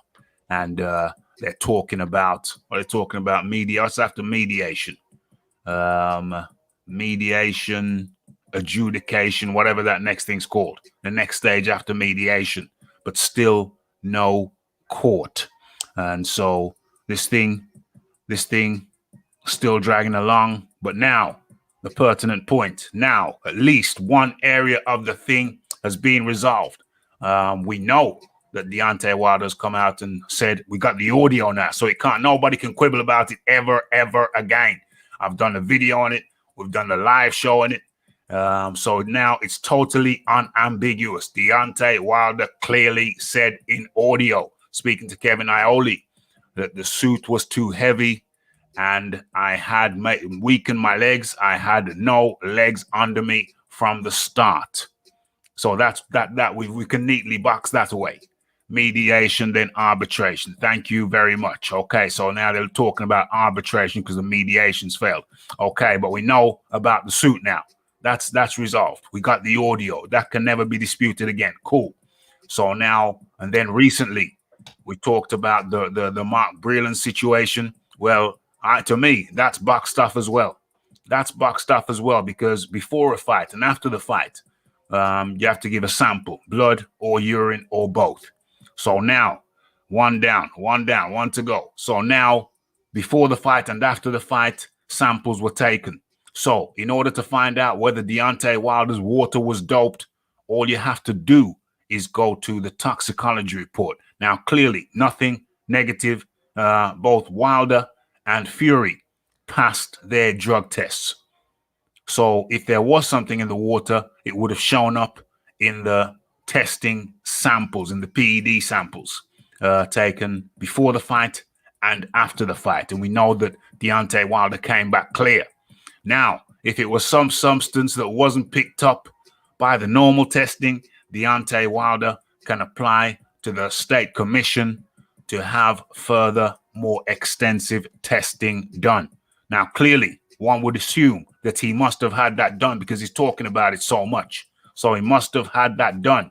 And didn't I hear him say that they have proof? Well, clearly the proof wasn't in the testing because the test has come back clear and he has said nothing to the contrary since. So he must have had it retested, obviously, and it must have still come back negative. So we know that the suit apparently was too heavy and the water was clear. Michael Johnson. Yeah, so that's a good one, but still, the fact still remains is that if you believe that, then that's your business. But If I I don't. believe what? If I believe what? What? Can I? What? Can I? what Can do I? you- Can I? I'm Carry gonna on, get there. carry I'm gonna get there. I'm gonna get there. I believe that at the end of the day, that from watching him, lift his legs over the ropes and all that stuff, he didn't look the same. And if you believe he looked the same, then that's your business. Do you think Joshua looked the same before the Ruiz fight? Nope. He looked it fucked up. Well, that's the one thing we'll both agree on. We both agree on they both didn't look the same before the fight because when Deontay Wilder took his mask off, I immediately said in the ring, you don't look right. I'll admit to that. So if people want to believe that his water was spiked, I'm not going to say anything. That's their business. But if Wilder got some proof with that, then he got some proof with that. I'm sticking to what I could see on paper or what can make me believe that something really did happen. So that's going to take a little bit of signs and stuff like that. You got to have some attestation with that. Something to believe that's something happened, like truthful something. So I just let that one slide because you got to wait. Wilder said he got some stuff. He ain't came out with it. Maybe he's holding out to the for these guys to say they got a venue or something like that. I don't know. I don't know what he's doing.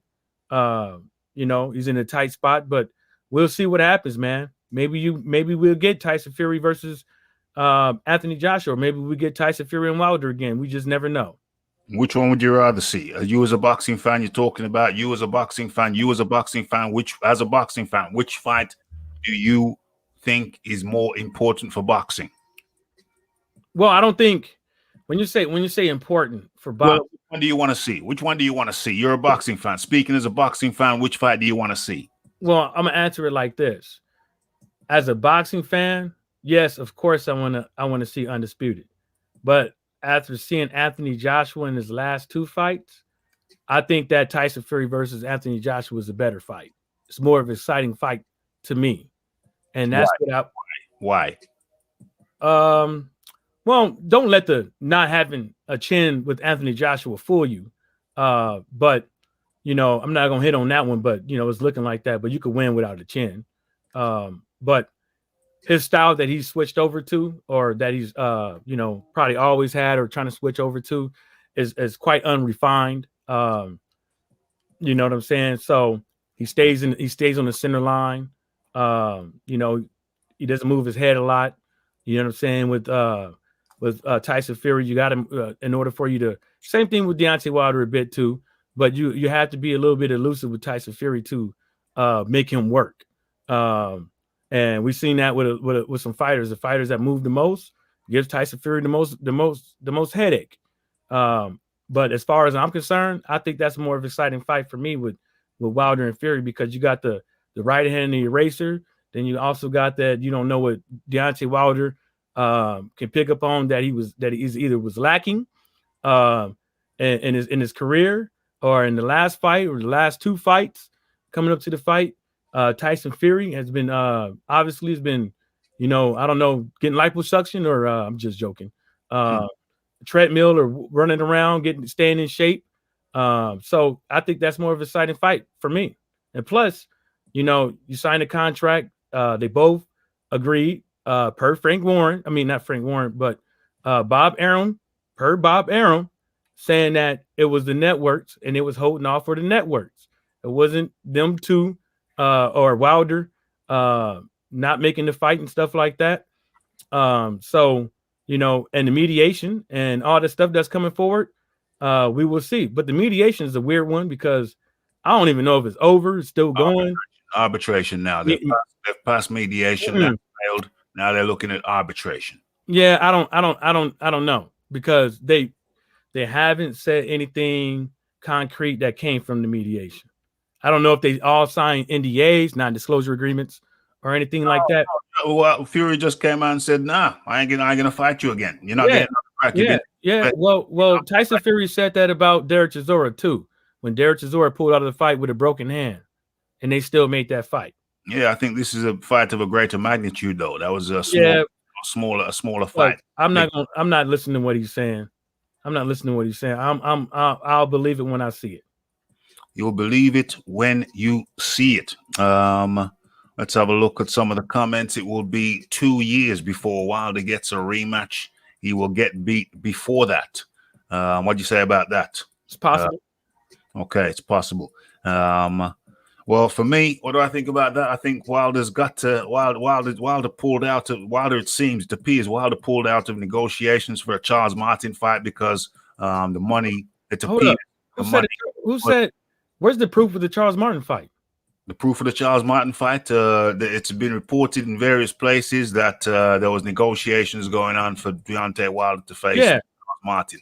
Yeah, but you got to be mindful with this media. Is like, you got to be mindful because the whole Charles Martin thing came from Wilder throwing names out of a hat. Yeah, could have done. I'm just saying. And then after that, somebody immediately made a Wilder versus Tyson. Wilder versus Charles Martin. What you call that thing? A little marquee. Immediately on Twitter, it was going around. Okay, so what I'm saying is that it was reported that Wilder was in negotiations with Charles Martin to fight, but allegedly Wilder pulled out because the money wasn't big enough. And I think that going forward, I think there might be a little bit of a reality check for Wilder when the checks aren't what he expected them to be. What do you think about that? Can you say it again? I think there might be a bit of a reality check for Wilder when he looks around these next couple of opponents before he gets another shot. I think he might be surprised at the money. The money might be an issue. Money might be an issue for him. I don't know about the reality check part, but you know what I'm saying? This is the thing. Every time you get in the ring, you gamble. Mm-hmm. You gamble with your life. You gamble with your boxing career. You know what I'm saying? And people look at Anthony Joshua. Mm-hmm. He gambled it with last minute replacement Andrew Ruiz, right? He gets in a rematch with Andrew Ruiz, and he couldn't put a fat Andrew Ruiz away. Mm-hmm. So, you know, a lot. This is what you do, you know, as a professional fighter. And yeah, if he doesn't get that fight, it's going to suck. Yeah, it might hurt. That at the end of the day, you know, when you look at the heavyweight division, it's slim pickings. Is it strange to you that Deontay Wilder turned down Undisputed and the guy he fought now looks like he's fighting for Undisputed? No, it doesn't. It doesn't look strange to me because I don't believe Wilder. Well, if you want to, you can't just.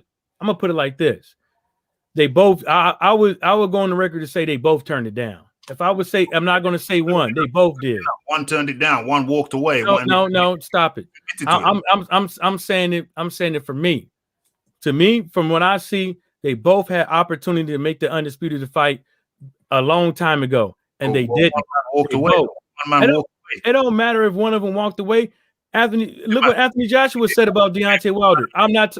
Anthony Joshua even said, "I'm not working with him no more." So let's stop. I'm not playing these games with these fighters going around with their bags and stuff like that and not making these fights. You see what I'm saying? You can.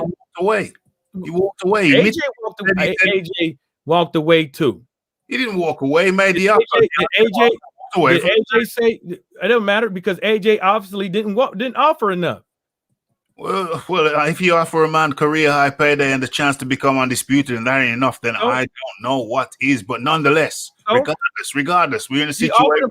No, because now he offered him he offered him a career high payday, but at the same time as he didn't even offer the man 40%.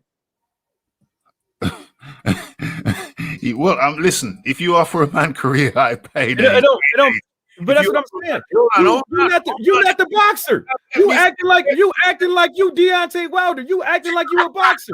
I'm not a professional. The name is on the professional boxer. Rafael Hawkins Combat Radio.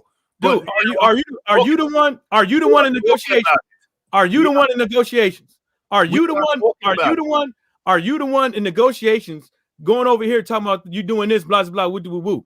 If you was Deontay Wilder, I'm gonna ask you this: if you was Deontay Wilder, what you would have done?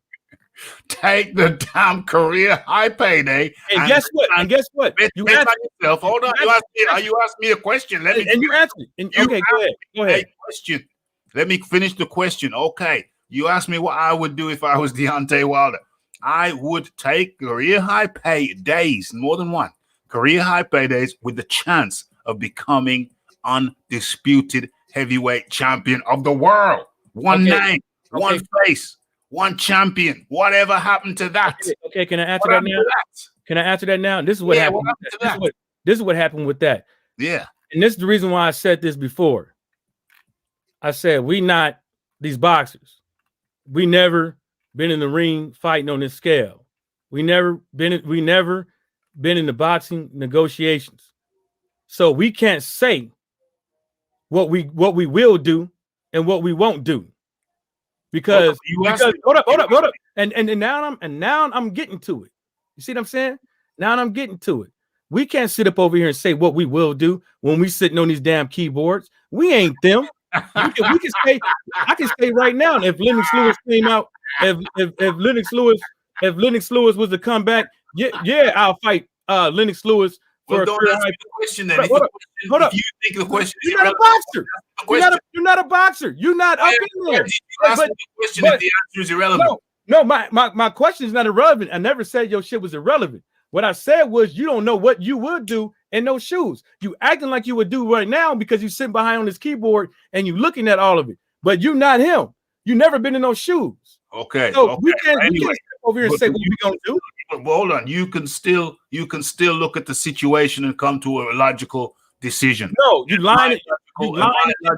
My logical decision. Looking at the situation logically, you would say take your career high payday and become undisputed. If you are willing to bet on yourself, if you have confidence in yourself, that is what a man would do, in my humble opinion. So, Charles Martin is on video talking about Wilder is my next fight. Charles Martin, yeah, I've seen that. I think it's with Beyond the Bell, whatever. With Michelle. Charles Martin has said a few fights is his next one. He didn't get those. But Charles Martin said it himself. So Charles Martin has come out and said it on numerous occasions. And no fight. And no reports of nobody turning anything down. But anyway, he reported that Deontay Wilder walked away from negotiation tables because the money wasn't big enough. You never been a WBC champion. You never been in Wilder's shoes. You don't know what you would have done. And if you say logical standpoints and all that stuff, see what happens is when you get up in there and you wear those shoes, you have another standpoint of logical.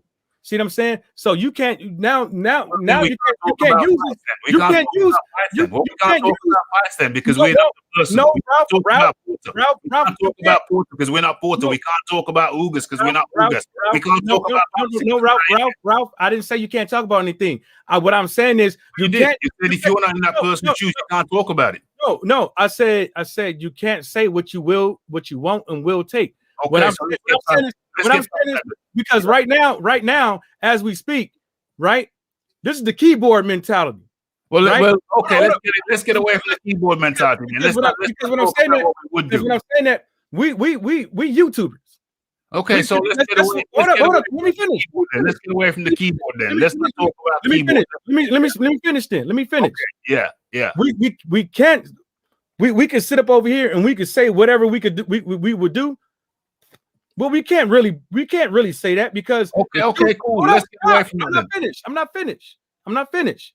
Because the shoes that we are wearing right now is different if we were a WBC heavyweight champion or a champion alone or a boxer alone. We're not wearing those shoes. Okay, cool. Let's get away from that then. Since we can't do it, let's not do that. Okay. No, so I didn't say nothing. We can't do it. What I'm saying is logical. So we can talk about something that we can talk about then. Okay, so we know that that's off. We know that that's off. And I asked you the question. How do you feel about Tyson Fury? How do you feel about the guy? How do you feel about Deontay Wilder turning down Undisputed and Tyson Fury now looking like he's walking into Undisputed? How do you feel about that? Can we talk about that? Say it again. Okay, I asked you, how do you feel about Deontay Wilder turning down Undisputed, and now it looks like Tyson Fury is going to be fighting for Undisputed? Doesn't that make Deontay Wilder look kind of some kind of way? I answered that already. You asked that question already in the Could you answer it? Could you answer it in a couple of sentences then? Just as a nutshell? Could you put it in a nutshell? I can try. Let's see here, because the what you put it as if that he's going to be I forgot the word you used for that, but anyways, this is the way I put it. He's going to have to go up in there and fight somebody. You know what I'm saying? Just like everybody else going to have to sit up over there and fight somebody, right? If he doesn't get the undisputed fight, right? Next, because I'm not going to sit up here and act like I know fully what's going on. But it is what it is. You know what I'm saying? That's life. You get in the ring, you gamble, you bust. Hey, on to the next fight. On to the next fight. He gambled, he bust. On to the next fight. Do you think it makes Deontay Wilder look like some kind of punk? Nah. If Tyson Fury goes and gets and fights for undisputed when Deontay Wilder didn't. Nah, if that's the narrative that people want to push, that's their prerogative. But at the end of the day, hell, if Anthony Joshua would have lost twice and Andrew Ruiz and Wilder would have fought, you know what I'm saying? Look at Anthony Joshua, but he got up in the ring. He took the immediate rematch, like I said he should have. If you were a true champion, that's what you would do. If you're not, then you would take two fights or a fight to build your confidence up or your game up, because obviously that's you did it for a reason, because you was lacking something. But at the end of the day, it's boxing. People lose. People lose. It's boxing. People lose. And if Deontay Wilder, how old is he now? 35, 36? If you want to go into the age thing, No, I'm just asking you, how old is Deontay Wilder now? 35, 36? 35 or 36, one of them two. But 35 really, or 36. So, hold on, I haven't finished yet. He'd be 38, 39. I was just setting up the next thing that I was saying. I'm saying that, Deontay Wilder's 35, 36. He could easily take him 2 years to get another crack at the champion. 38, 39, yeah. Yeah, because look at it. If Tyson Fury fights for undisputed next, then you have a situation where, okay, we have the first fight. Let's flip the coin. Let's say Anthony Joshua wins in the first fight. Let's flip the coin and say that. Okay, and then what happens next? Is it an immediate rematch? I don't think so. I think that it probably, there's a possibility there could be an immediate rematch. But then that immediate rematch would be what? 6 months later? Okay, so the fight takes place in June. We got July, August, September, October, November, December. So the second fight, if they fight back to back, would take place in something like December 2021. Okay, so then we would have a situation. Well, who wins that one? Let's say Tyson Fury wins that one, for argument's sake. Tyson Fury wins that one, and then there's a trilogy. Okay, so Tyson Fury wins that one. The chances of him fighting back to back again, to me, are slim. Well, I hope it wouldn't happen that way, because you want to see people fight each other. So Tyson Fury, if he fights, then perhaps, or the winner of the second one, whoever it is, probably goes off and fights a mandatory. And the mandatory would be the winner of Usyk versus Joyce, most likely, WBO belt. So that's about 6 months later. So that's June 2022. So June 2022, and then you'd have the third fight, I guess. So the winner of that fight would fight the loser of the second fight. So in December of 2022, we have that fight. So that takes into 2023. So if Tyson Fury fights Anthony Joshua, the first chance that Deontay Wilder would have of fighting for the title again would be in 2023. That's what we're in now. 21, 22, 23. That's 2 years from now. So if he's 36 now, then he's 38 then. That's not a good scenario, Michael Johnson, for Deontay Wilder, who has an injury after pretty much damn near every fight. How do you see the landscape for Deontay Wilder in 2023, Michael Johnson? In 2023 or 2022, whichever year it happens, I'm not even going. It's going to happen when it happens. It can happen. It can happen next year.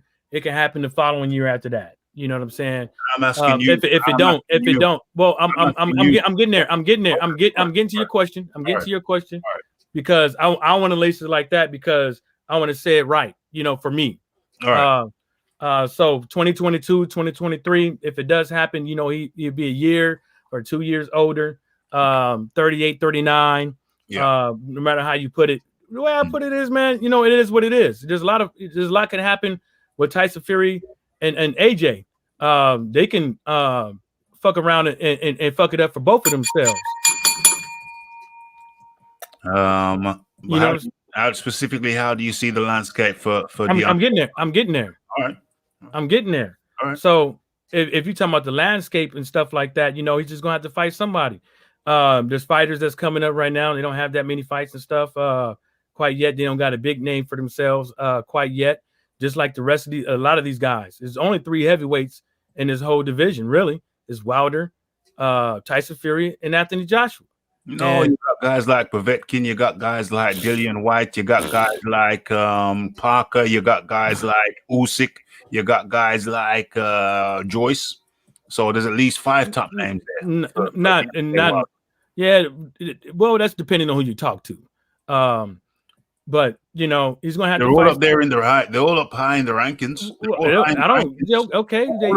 They hype in the rankings. You know, whoop-de-doo. They hype in the rankings. Yeah, you know? Because they proved themselves over a period of time. So though that's at least 5 more names outside. Yeah. But you know, to me, in my opinion, them the 3. You know what I'm saying? If you want to add them other 2 or them other 3, you know, that's you, Ralph. You know what I'm saying?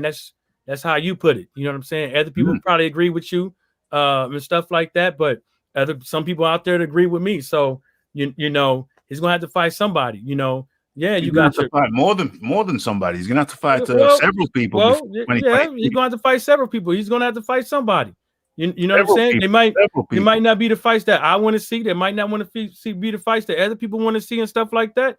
That's just way it is. You know what I'm saying? If you saying that AJ is this Joseph Parker and Dillian White as these dudes and stuff like that, well, I guess when he fights him, you know, I guess you're gonna tune in. I'm gonna tune in. Are you not? So, are you not gonna tune in if he fought Joseph? I didn't say that. You're diminishing Joseph. No, stop it. Fight him. Stop it. Trying to fight him, but they made him a poor. Ralph. I never said I wasn't going to watch it. Ralph, I wasn't diminishing them. What I'm saying is I don't see them as the top 3 because to me, they're not the top 3, but they're still outside of the top 3. They're credible fighters. Joseph Parker, Alexander Povetkin, Alexander Usyk, Dillian White. Who we got? We got Joe Joyce. You know, that's 5 names outside of the top 3. Well, Joe, you could put it like that, man, but I got my own. He's fighting Usyk next, potentially. It looks like. Who? That's for the WBO mandatory position. Okay, that's good for them. I mean, yeah, I'll tune in and watch it, but that's good for them. But you know, Usyk, you know, moved up from cruiserweight to heavyweight, and he's not looking so good. Joe Joyce beat Daniel Dubois. I mean, let's okay. Joe Joyce looking good.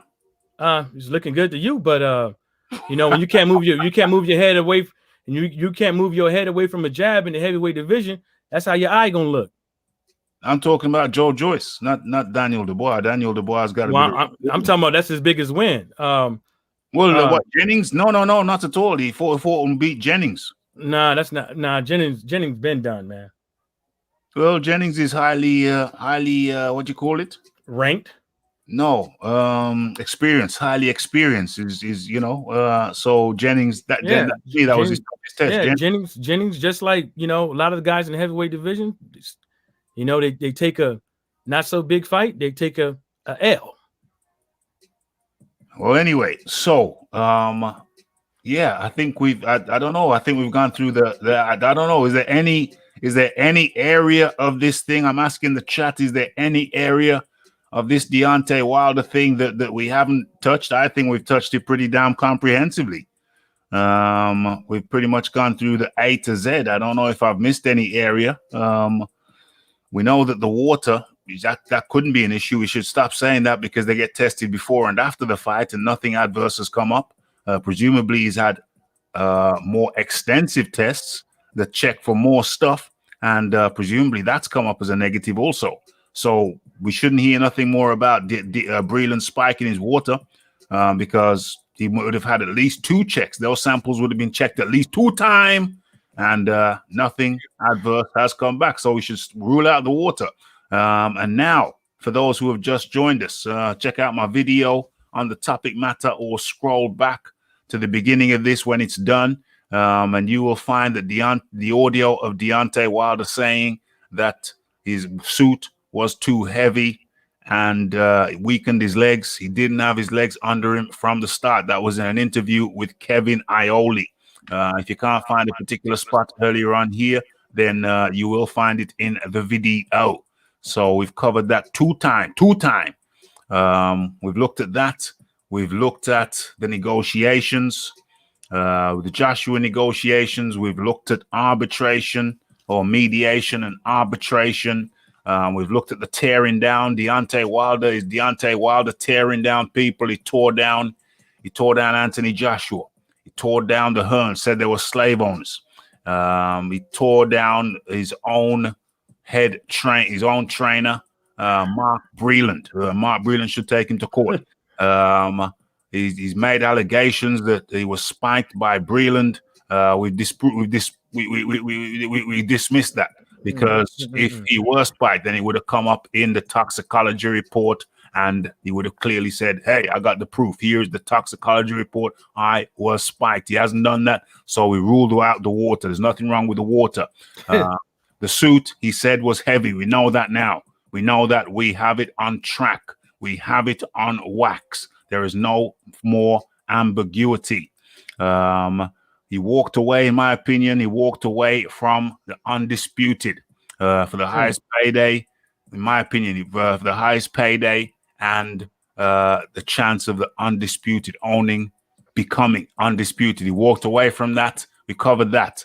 And we've covered the fact that Tyson Fury looks like he will be walking into the undisputed fight, whereas Deontay Wilder walked away. So I think we've pretty much damn near covered. We looked at when Deontay Wilder will next be likely to get a shot if this arbitration fails. And I think the arbitration's already failed because mediation failed. Tyson Fury said, "I ain't fighting you again. The contract's expired." So I don't think there will be any kind of arbitration because the damn thing's over. Tyson Fury's walked away, say, "Do what you want to do." So that's done. All that mediation, all that arbitration, that is over. And it looks like Tyson Fury is going to take the shot, get the shot at undisputed, the shot that Deontay Wilder walked away from.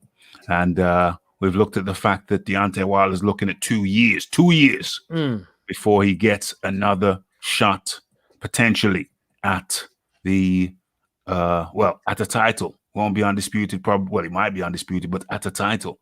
Needs at least a couple of wins, in my opinion. And he's looking at 2 years from now.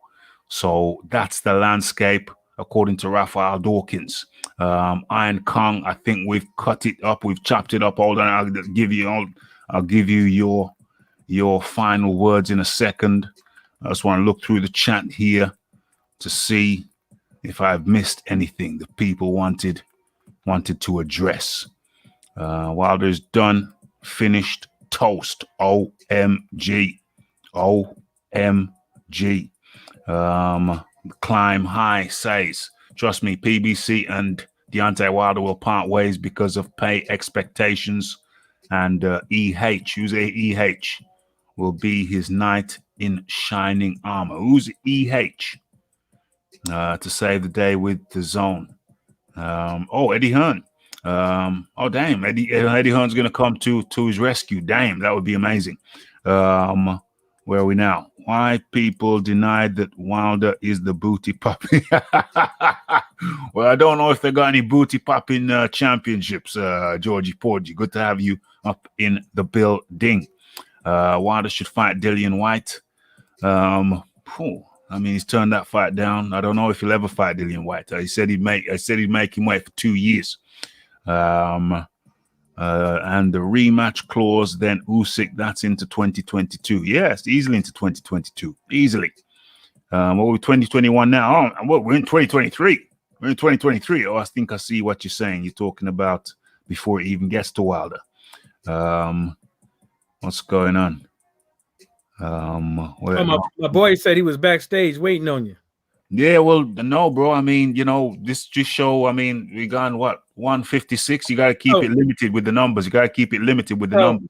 We did all this. We did all this Deontay Wilder talk, but we didn't talk about Fury and Ugas. Oh, Fury! I talked about it before you came in. Okay, so what happened with Fury? Well, what happened with that is that the video got taken down. Tyson Fury. There was a video of Tyson Fury pretty much damn near admitting to taking PEDs. But that said, I think that was before 2015 when he got popped for PEDs. Obviously, it wouldn't make no sense talking about it afterwards. So yeah, before 2015, Tyson Fury alluded to the fact that he had taken PEDs when he said everybody does them. And Coogie Bear says everybody. He says everybody. All top athletes take PEDs. And Coogie turned around and said, not you, though. And Tyson Fury just looked away, raised an eyebrow, and they moved on. But that video has been taken down. May have been some copyright violation, so can't play it. But it was up earlier on today. So that was the Tyson Fury talking about PEDs. Okay. And as far as Ugas is concerned, okay, Ugas, who do you want to see Ugas fighting? We all know that Ugas, what did he say? Let me share my screen. Let me hit on that PED confession real quick then. Yeah, go ahead and do that. Go ahead and do that. Ryan. Well, once again, Tyson Fury is tearing other fighters down. You know what I'm saying? Every damn near opponent he fights again, he tears them down, either before the fight or after the fight. But it is what it is. I don't think it could be Tyson Fury was just playing around. It could be he knew that he was doing something and something was right around the corner. But at the end of the day, guess what? He ended up popping, and then he ended up blaming it on board meat. And then he's one of many, or probably the only one, unified heavyweight champion to lose his belt to cocaine and PEDs. Bronze Plumber says PED does not have to mean illegal PEDs. Nah, he was talking about illegal PEDs. He was talking about illegal PEDs. That was the subject matter. That was the topic. So he was alluding and talking about illegal PEDs, and he gave the distinct impression that he himself.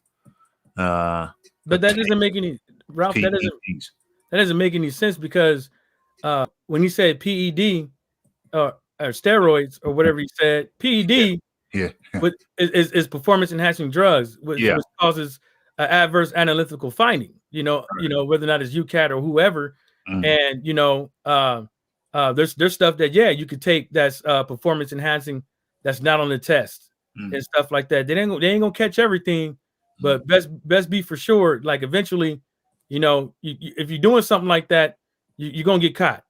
Yeah. Of course. Okay. And as for the Ugas situation, where we at? Let me bring that closer. Okay. So Ugas to Errol Spence. Where do I sign to unify?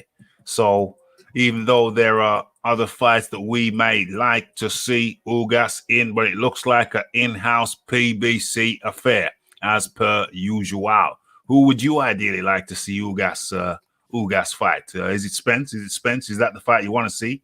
Ugas, Spence? It could be Spence or Crawford. But stylistically, which one do you think is the more entertaining fight to watch? Ugas versus Spence? I wouldn't say stylistically because I'm still on the fence about whether or not Earl is a complete 100. Did he find his new one? Question. Whether or not he found his new 100, or that's a good question. Or he's 100%. Do you think that he's back to 100%? That's what I was leading to. That's the reason why I want to see the Ugas fight. I just want to see good fights and fights that make me can sit here and say that, hey man, it's for unification, but guess what? This is going to prove something to everybody. I think it'd be a hard either way. Ugas or Crawford, I think those would be two hard wins if he happens to win for Earl. There'll be 2 hard wins for him. Yeah. But Ugas, yeah, that's two hard fights. Yeah, they ain't gonna be like Sean. They ain't gonna be. I don't think he's gonna be like Sean Porter. Mr. Dip his hand down overhand rights and shit. Excuse me. That was a good fight though. That was a good fight though. Porter versus Spence. That was a hell of a fight. Yeah, kept people on the edge of their seat. That's a hell of a fight. Regardless of Porter's unruly style, that was a hell of a fight. He needs some better punch placement. I think that he could do a lot more. He could do a lot more. They can all do a lot more.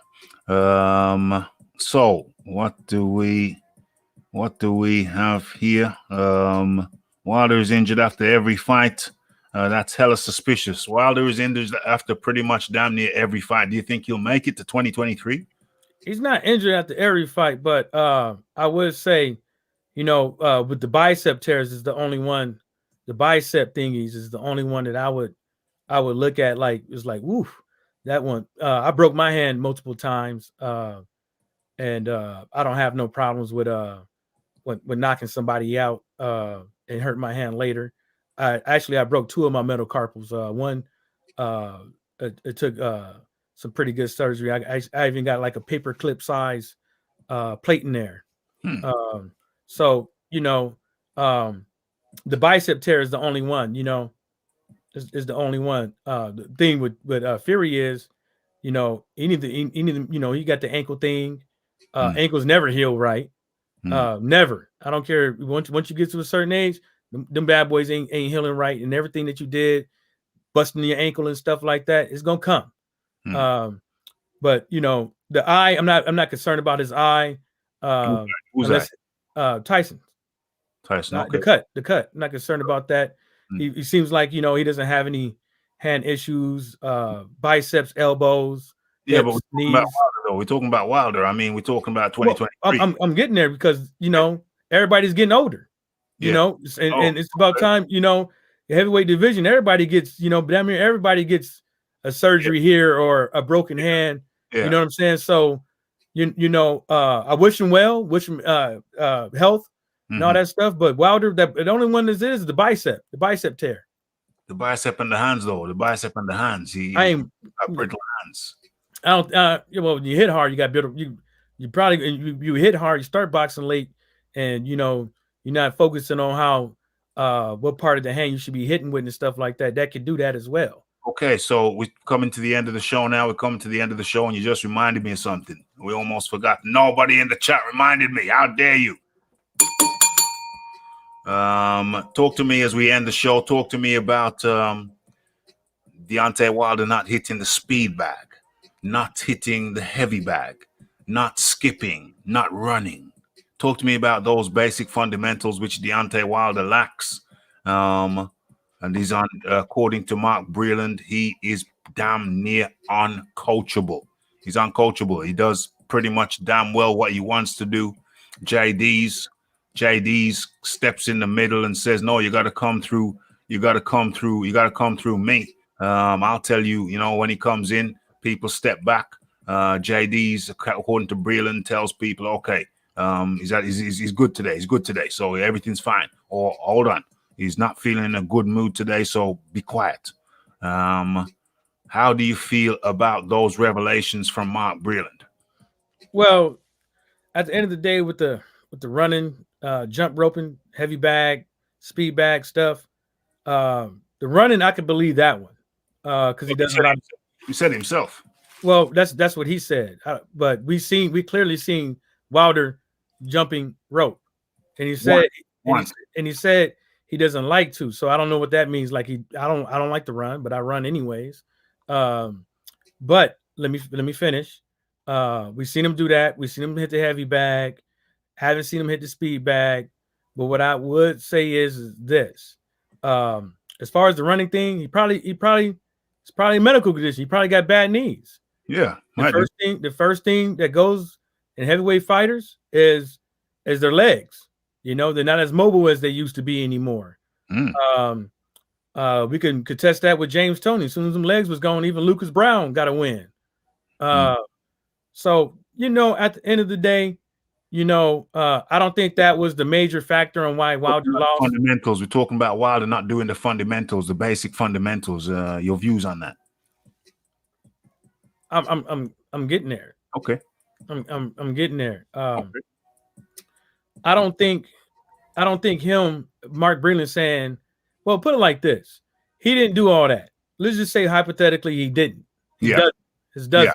Yeah. Because we're not in his camp. Yeah. Right? Yeah. The running, I could believe that one. Well, he said himself. You don't have to. No. I could believe that one. I said I could believe that one. Yeah. But at the end of the day, for him not to do that stuff and to make it where he got, I'm not giving him an excuse for not doing it. But what I am saying is there's other things that he could do as basic fundamental stuff that he could do to compensate for that stuff. Now, what I will say is that I said this on a live a couple years ago that somebody said that Wilder got better. I said, I don't see nothing. I don't see that he gotten better and, you know, caused a stare and stuff like that. But the lack of him not doing that stuff, that could be that. But at the same time is to have all those wins with fighting against people that do that stuff, it says a lot. It says a lot, but it always catches up with you in the end. It ain't the end. You don't know when the end is. You know, this could be the end. It always catches up. Lack of fundamentals in anything, any part, in anything you do. Lack of fundamentals always catches up with you at the end. Well, then we could take it to James Toney. James Toney just like to spar all day. And that's the reason why he sound like that.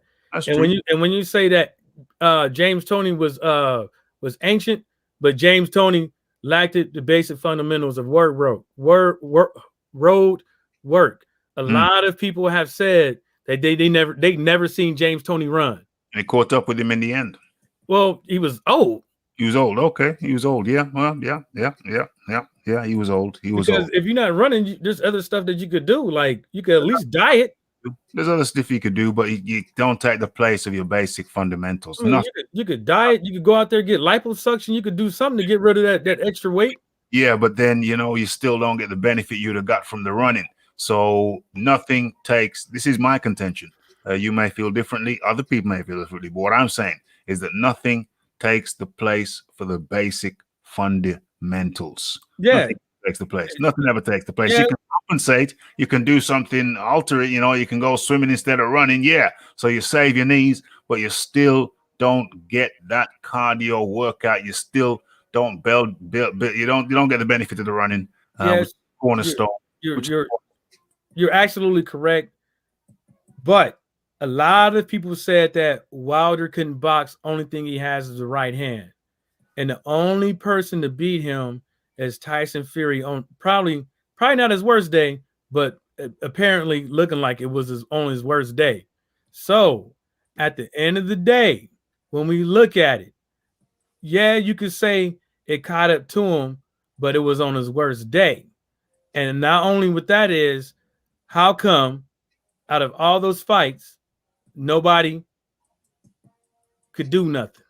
Because he wasn't fighting the high enough caliber opponent. That would be my response. He wasn't fighting your Povetkins. He wasn't fighting your Dylan. He wasn't fighting your Anthony Joshua. So when you're fighting lesser caliber opponents, then that's Anthony Joshua's fault. Sorry? No. Deontay Wilder walked away from the contract. Well, Anthony Joshua didn't do his part. Well, he played his part by giving the guy. No, he didn't do it. No, he didn't. His highest wages ever, his highest paydays ever, and the chance of. No, he didn't. No, he didn't. Deontay Wilder walked away. So that we covered that. We covered that, and that's closed. We're talking about the basic fundamentals now. We've talked about them. Ultimately, what you're saying is that he can do things to compensate, and what I'm saying is you cannot get around your basic fundamentals. You can't get around them for a while, but the lack of them will always come back to bite you on the ass. always going to come back to bite you on the ass is what I'm saying. But you know what? I'm pretty convinced that we've kind of chopped up the whole Deontay. Oh, we haven't. No, we haven't. Damn, this is stretching out. Okay, what does he do next? What does he do next for a trainer? Who's going to want to train? My question to you, who's going to want to train a guy who doesn't give him the latitude to throw in the towel if he deems it appropriate? Over to you. Who? Well, let me say something first, though, because you pulled up the Mark Breland stuff. Why was my question would be to Mark Breland, not to you. My question would be to Mark Breland. All that time that Wilder wasn't doing all this stuff, why was you there? And can I answer that on behalf of Mark if I'm in his place? Well, Mark Breland was getting a check. Mark Breland was getting some success with Deontay Wilder early, one would have to imagine. But there came a point. Well, he said it himself. Breland's words were, there came a point, well, I'm paraphrasing, there came a point where there was getting different people in the camp, people I didn't know. And there came a point where to this day, where I no longer had my fighter's telephone number. So it's like there was a disconnect. JD's, who made the disconnect? JD's or Deontay Wilder and JD's. Either way, there came a point where there was a disconnect. It seemed like they kept Mark Breland on. For me, my perspective, what it looks like to me, looks like they kept him on for the name. And Deontay Wilder fell in love with his right hand. Well, that's what Mark Breland said. And they take a little bit of what Jay said, but not really take it to heart, because by now he's fallen in love with the right hand, and nothing else matters. And as a matter of fact, rat-tat-tat-tat, Mark Breland said out of his own mouth, he said there came a point where Deontay Wilder felt like he knew more about boxing than all of us. Yeah, but then it came out of Deontay Wilder's mouth that he felt sorry for the guy. Look, you can go back and forth with the whole thing. You can believe. Okay, well, hold on. Let's take that. Let's say let's say he kept him on because he felt sorry for it. Well, that explains your question. Hold up. No, I didn't. I said my question to Mark Breland. I'm like this. At the end of the day, he should have left. He should have fucking left. If you didn't have to do his number, you didn't have to do his number. You didn't have all that stuff. You should have left. You know what I'm saying? And now, as far as all these other guys, getting paid. Why are you gonna leave? He's getting paid. From word on the street, Mark Breland don't need the money. Now, the other thing that you was talking about that you want me to answer is who trains him. Now, look, at the end of the day, we don't know who is willing out there to train the guy and stuff like that. Even though he said no throwing in the towel and stuff like that. I'm not gonna say I know these trainers and stuff like that they wouldn't throw that they wouldn't still train them and stuff like that, even though they know what the deal is with the towel. I'm not gonna say that, but at the end of the day, I'm pretty sure there are people out there that's reputable that will train them, even though they knowing that. We can insinuate that they're not gonna show up, but who knows? I have a hypothesis. You tell me what you think about my hypothesis, because over the years he could have got Breland out of there if he felt it wasn't working, and got somebody else in. But if Deontay Wilder, if Mark Breland is to be believed, and Deontay Wilder is pretty much the captain of his own ship, he'd keep his trainers waiting for 2 hours, keep him waiting for hours before he showed up. So clearly he really believes he's a king. He's a captain of his own ship. He truly believes that he's the king. Who the hell is going to put up with that shizzle? Like I said, I'm not going to insinuate that I know who is. You can if you want. That's your business. But like I said, man, at the end of the day, we could believe Mark Breland. That's his truth. We could believe Deontay Wilder was his truth. That's up to us. You know what I'm saying? The way I put it is that, there's a lot of guys that probably was willing to come up in there and train them. They might not need somebody to sit up over there and be a head trainer. He could probably just have somebody come up in there and give him some other pointers and stuff like that. Stick around for a month or two. That could always happen too. Somebody saying Malik Scott. Well, everybody said that Wilder couldn't box, and Well, he's got by people's narratives and stuff like that, got better fundamentals than him. I'm not saying that, but I'm saying by other people's opinions. So you know, it could be anybody. You know, I don't see why people will beat.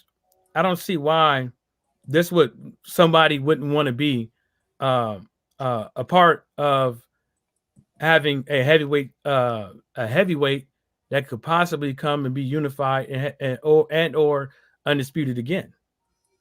I mean, undisputed. Never was undisputed. Never was unified. But you know what I'm saying. No, put it in a nutshell. What you just said in a nutshell. That's what I said. Put everything you just said in a nutshell. I'm not going to say if anybody's going to come out there and train them. What I'm saying is we all can insinuate that from what Wilder's truth is, Mark Breland's truth is, somebody's going to want to probably pick sides and stuff like that and go over here and say this, the towel shit. Somebody might not be so happy about that, but I'm not going to say that nobody won't go over there and train them. Do you feel that may deter people from going over there to train Wilder? The fact that it looks like he's the king of his own ship, the captain of his own ship, that he dictates. Well, we heard that from one person. We heard that from one person. So we speculated on that, though. We have speculated on that. I haven't speculated on that, and so I would, remain optimistic on what goes on in his gym and stuff like that. Optimistic or realistic? I mean, I'm going to use good sound and judgment, while I'm doing it. I mean, I'm not going to be like, duh, you know what I'm saying? So I'm going to sit back and watch and see what happens. See if anybody else comes out and be like, start spewing their guts out about Deontay Wilder or about Mark Breland or about whatever that's going on in the gym. I'm not there. But I know I've seen people that's been in there. I've talked to people that's been in there. They didn't say that's what they saw. Did you? Hey, you wrote? Did you all talk about? You spelled gone wrong. Did you all? Who? Sorry. You spelled gone wrong. It's deliberate. It's deliberate. Who gonna train Wilder? Who gonna train Wilder? You said who go? Who go? Oh, yeah, you're right. You're right. But before I get to that, let me get to this. Did you all talk about Fury or you're trashing Wilder for 2 hours straight? Mike B, you're obviously a Wilder guy.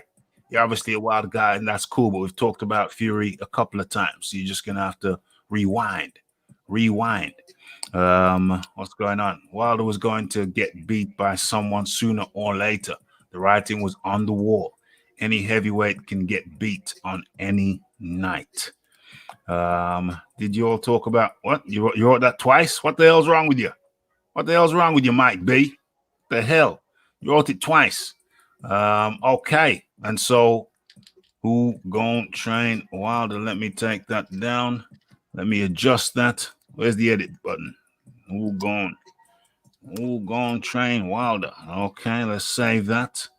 And let's get it back up. Who gonna train Wilder? When you said it was gonna happen, Wilder getting beat was gonna happen sooner or later. Anybody could say that about any fighter, but you can also say, once a drug addict, always a drug addict. And usually true? Soon, yeah. Have you ever I had to go to AA for work purposes because I'm the drug guy at work. Right. I'm in charge of kicking people, firing people, for various of things at work.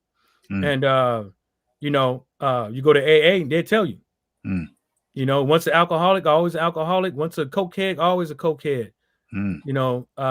Once you find a vice like that, there's always you could be sitting down doing something. It's gonna call you, but it's gonna be up to you to say no. What is he saying no to? Cocaine or PEDs, one of the two. What's Wilder saying no to? What's Wilder saying no to? We're gonna find out. He's probably saying no to work. He's probably saying no to work. I don't know. We're gonna find out. Work ethic. There's a work ethic. There's a problem with the work ethic. I don't know. He never showed up to a fight out of shape. Out of shape. Never showed up to a fight out of shape. But you got tired in both. You got tired in both Fury fights, though. Who wouldn't in a good heavyweight fight? Okay. But yeah. Plus in the second fight, the suit was heavy. Tyson Fury looked like he was out of shape against Otto Wallins. I don't know. What do you put it on in the second round? In the second half, AJ and White look like they can't get past the seventh. I don't know. OMG. That's where Wilder went wrong. He fought someone with a pulse. OMG. Wilder saying no to serious training. Who's this here? Rafi, you told me we once talked about meeting up in Jamaica to put on a boxing event. Okay, so that I know who that is. That is by the ridiculousness of the statement. That's something that Pigeon would say. Where is he? Might be. Okay, Pigeon. Get out of here. That's highly hilarious, though. Pigeon makes me laugh. Where are we? Is there anything else? John Jones always in shape. Fury should play Pookie. I don't know what the hell that is. Okay. Mike, I think we've gone extensively. I think we've chopped this thing up extensively. Yeah, and I'm satisfied. People out there, are you satisfied? Did we not? Were you not entertained? Takes about 15, 20 seconds responses to come through. So, Mike, always good to have these little conversations. You should come around. We should do this at least once a month, Mike. So we can, get into the mind of, we can have a little peek into the mind of the, an LDBC operative on the ground. Oh, hold up. I'm LDBC, but I'm not no operative and stuff like that. I got, you got to understand, people got, in the LDBC, everybody got their own opinions and stuff like that. I never once said anything about water. So I never said anything once about Mark Breland. So you got to take into account, of what I'm saying. You got to also take into account that, I'm a boxing fan, and I'm not going to sit up over here and allow fighters go back and forth with negotiations and point the fingers at each other, and I'm not getting a fight. You know what I'm saying? And then me in turn listening to all that stuff and say one fighter is ducking the other one when, we can all see the signs. I can see the signs that, these fights could have been happening if both parties did their part. We're sitting up over here and saying one fighter ducking over the other one instead of, coming out here saying that, That's what I'm saying. Okay. And instead of calling these fighters out, all of these fighters out on why these fights not happening. You got fighters out here insinuating right now that this fight is going to happen. This fighter's ducking me. Blah blah. We could get into the nitty gritty of all that stuff and pocket watch and stuff. But at the end of the day, you're not getting the fight. And why? Most likely because these two guys, they wearing different shoes than the shoes I wear and stuff like that. And I'm not in their shoes to sit down and sit up over here and say who's ducking. Crawford ain't ducking Spence. Spence ain't ducking Crawford. They could both figure out how to make that fight. And if you want to say over 10, 20% or a couple million is what's going to stop that fight, or 20 million and 30 million is going to stop that fight, even though it's a career high. But at the end of the day, there's decisions to be made, and he didn't have to take it because he went over there and fought Tyson Fury once, did pretty good. You know what I'm saying? They both left out of there with a huge chunk of change. Second fight, they both left with a bigger chunk of change. And if Wilder was to win that one and they had to go and do it again, they would have made even more money. And we would be talking about the zone deal. Okay. So that was Michael Johnson came over and gave his point of view. Should get him over here once a month, to come with his own stance. Okay, Michael, I hope you enjoyed yourself over here. I hope you enjoyed yourself over here at the Raphael Dawkins Combat Radio. I do know you have been over before. Right. Okay. Yeah, man. Yeah, shout out to you, Ralph. All you people that don't like me in the chat, or some of y'all that do like me, you know what I'm saying? This is boxing, man. Entertainment. Entertainment.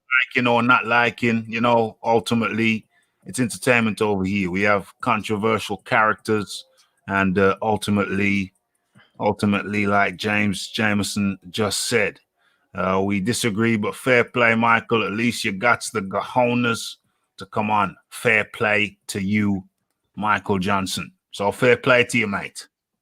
Yeah, man. I'll see y'all later. I'm gonna get on out of here. And y'all out there in the chat, man, everybody, go out there, do your own research and come up with your own opinions. And if somebody says this, then you come out with something, think a little bit different, think outside the box with a couple of these things, man. And hopefully, we get some good fights coming up, and hopefully, that make people talk about something else. And I know I'm LDBC, and I'm out. LDBC was up in the building. What's up? What's up? Okay. As per usual, over here at the Raphael Dawkins, we like to bring you different voices. Different voices. Every now and then somebody will pop up with a different voice. Different voices and some of the same voices. We like to give it to you. We like to give it to you. And hopefully you appreciate it. Big up to everybody who takes time out of their day to come over here and share their thoughts. We had the Iron Kong, and then the Michael Johnson, and of course, Master of Ceremonies himself, it's Raphael Dawkins. And thank you. I hope you were entertained. A good chat. I think this is one of those different people. This is one of those that I think, can listen back to. Lots of different areas, lots of different angles. And so, thank you to everybody. Various ways to support the channel by hitting the like button, hitting the subscribe button, hitting the share button, and there's other ways to support it by hitting the super chat button. Much appreciation goes out to the James Jameson for making the chat litty tonight. And last night, I think it was who? It was the Dame. Hold on. It's about time I gave some shout outs. About time I gave some shout outs to the super chat. To the super chat dominators who basically act as sponsors for the show. When will I do that? Can I press all the right buttons and get there? Dame, I landed on it. Okay, so tonight it was the James Jameson. Last night it was the Wild Soul. Much appreciation. And of course, the Leighton Evelyn last night. Was it last night or it was Tuesday? It was Tuesday night. And before that was on the Monday night. It was the Tone. All of those people effectively sponsors of the show for this week. And damn, the last one. Okay, so those are the guys who sponsor the show and keep this thing on the tracks. Okay, so what can I say? It's the Raphael Dawkins. It's the Combat Radio. It's the like. It's the subscribe. It's the comments. It's the shares. It's the Deontay Wilder audio of him saying the suit was too heavy, made his legs weak. He had no legs under him. And we chopped up the various aspects, many different various aspects of the Deontay Wilder continuing saga. Well, we know it's not the water. And we know he blames the suit. So Those are two things that we have clear. Okay. And are we coming back tomorrow? Highly likely. We also chopped up Tyson Fury, alluding to, before he got popped, alluding to the fact that he had himself partaken in PEDs. And we looked at the Ugas. Who's Ugas going to fight? Well, it looks like it is going to be Errol Spence. Don't seem to be much wiggle room there. Okay, so we chopped up all of those things, and it was a good one. It's the Raphael Dawkins, the Combat Radio. And I'm out. Blessed.